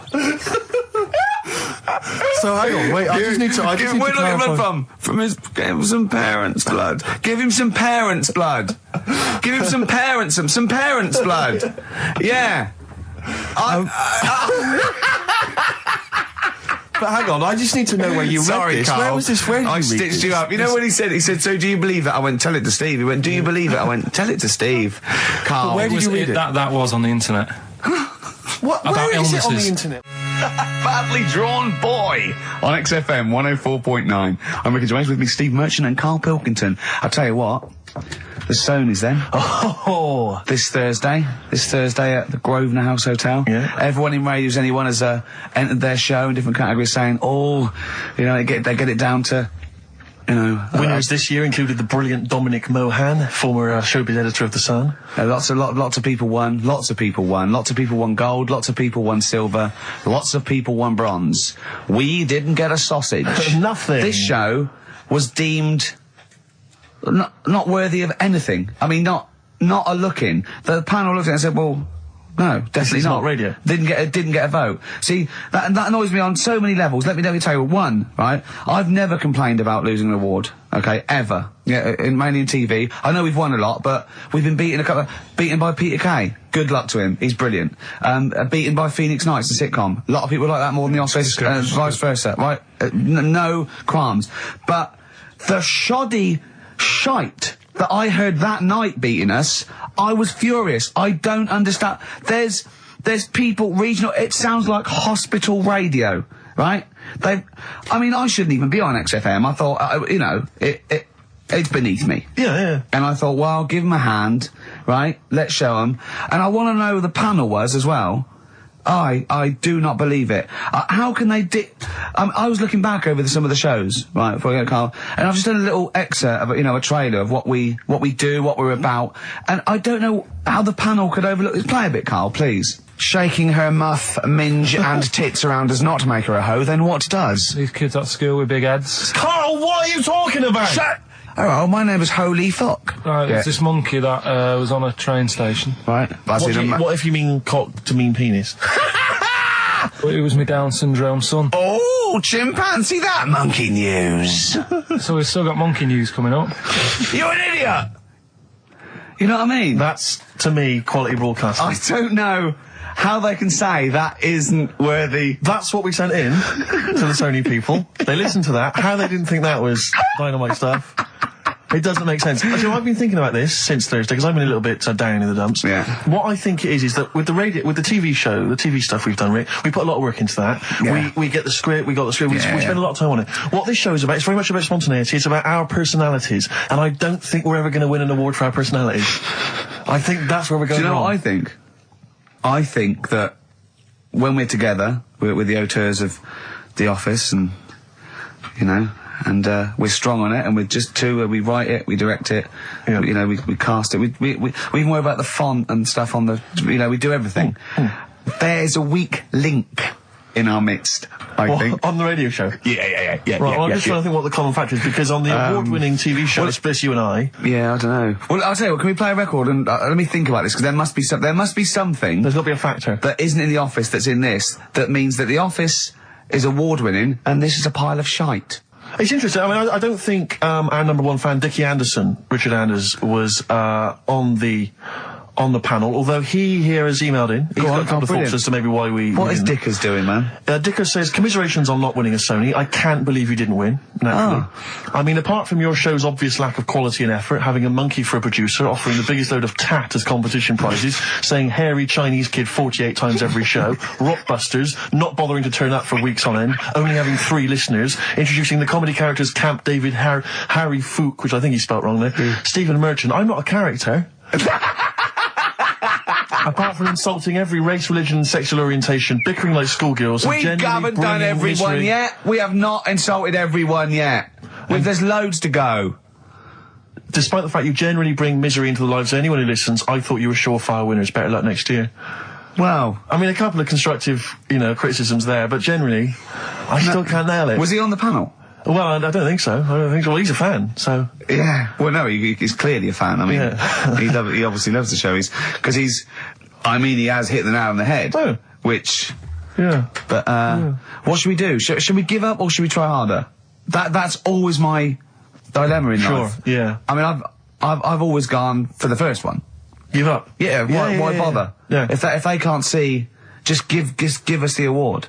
And then worry about it later, and we won't let them down. Yeah. Now they've got blood on their hands. We're gonna. What should we do? To give a couple of months notice? I think so. Okay. Well, there you go. I mean, seriously. I mean, I think. I'm being serious. I'm not being wacky now. We haven't told Andrew, but I think we've won our course with this show. Yeah. So let's. Okay, we'll give it a month, and it's because the Sonys didn't give us anything. Play a record. Yeah. There you go. You got to do a bit longer than that. No, we haven't. Got to give a month's notice. No, you got to work till about September if you're gonna. No, we haven't. No, we give a month's notice. Whatever, give the money back or something. Well, you give your money back. Yeah, I know. What are you going to spend your 80 quid on? True. Oh, that's a wonderful, wonderful clip, and a great record that preceded or followed it. I'm not sure. But could I make some dedications? Yeah. Because I last week. Just before we had to come in to record this, I popped out trying to get onto the tube, and I had a nightmare because there were millions of protesters, so-called protesters. Now, a lot of them obviously doing good work. There was one fella, I think you'd have appreciated it, because I know you are very politically active, and I think this guy has really studied hard, and he's realised the best way to make his voice heard on the international political stage is to ride around on a tricycle wearing a jester's hat. He was really shaking up the bloody government. I wouldn't want to be George W. Bush about now. Not indeed. Once he sees that. Once he sees that guy. Most of his aides rushing in and going, George W., look at this guy. Where's that? That's in London, England. Okay, call off the forces. Is that a large tricycle? Yeah. Is he wearing a nappy? Get me Colin Powell. Why'd you call him Colin, not Colin? It's the way he likes it. Don't about. Just call off the troops. There's a in a jester's hat. Call the troops off. Just bleep some of those bits. Right, here's the last clues of the year. You had... There's a load of letters there asking for advice. Put them on Claire's desk. That was F. That was for foreigner. Foreigner. I don't know what you mean. Claire Rayner. She took advice. She gave people advice. So that's a foreigner. That is shit. Right. I'm sorry. That might be Christmas. That is absolute garbage. A lot of people got the right answer. I know. That annoys me even more. The second one, ask your man. Foreigner. Yeah. Foreigner. Second one, ask your man if you should. That was S. That was Shalimar. Shalimar, right? No, bizarrely, what was the clue there? Ask your mum if you should. No, we got a lot of people saying Smashing Pumpkins as the answer to that. But I don't know who's saying that today, Mum. Smashing Pumpkins. Merry Christmas, Mum. Smashing Thanks Pumpkins. very much. Nice bollocks. Yeah, exactly. Oh, that's great. That's great. Right. Smashing Pumpkins. Your dad bought them for me for Christmas. Yeah. And the last one... Lovely plums. What, my Victorians? Oh, God! Right, we've got to wrap it up. Come on, then. A couple of people were arguing in the supermarket at the fruit and veg counter. That was B, that was Banana Drama. They were, like, having an argument. What do you mean banana drama? What, no, wait. What group is banana drama? What group is banana drama? So, you're a fool. You're a twat. Well, you say that, but you accuse Carl of that. You're also accusing lots of the listeners, including the winner, Nicola Rogers of London, and she wins those great prizes, and she got them bang on. So Banana drama. So, can we finish there now? Yeah. What do you mean? What do you mean? Can we finish there now? Just play the ads and go. What? No, what are you talking about? We're going to play Journey to River all day. Play that then. Goodness me, Carl, look at you. We haven't got time. Merry Christmas, Carl. Merry Christmas, Carl. Enjoy the show. Let's give him a little kiss. Oh, a little kiss. Oh, no, with tongues. It's Christmas. No, don't. Stop messing about. Get up! Ricky Gervais, Steve Merchant, and Karl Pilkington. Not done a lot. Maybe you should earn your money as you get to Mondays off for this 2 hours of nonsense. What are you on about? I've done loads of stuff.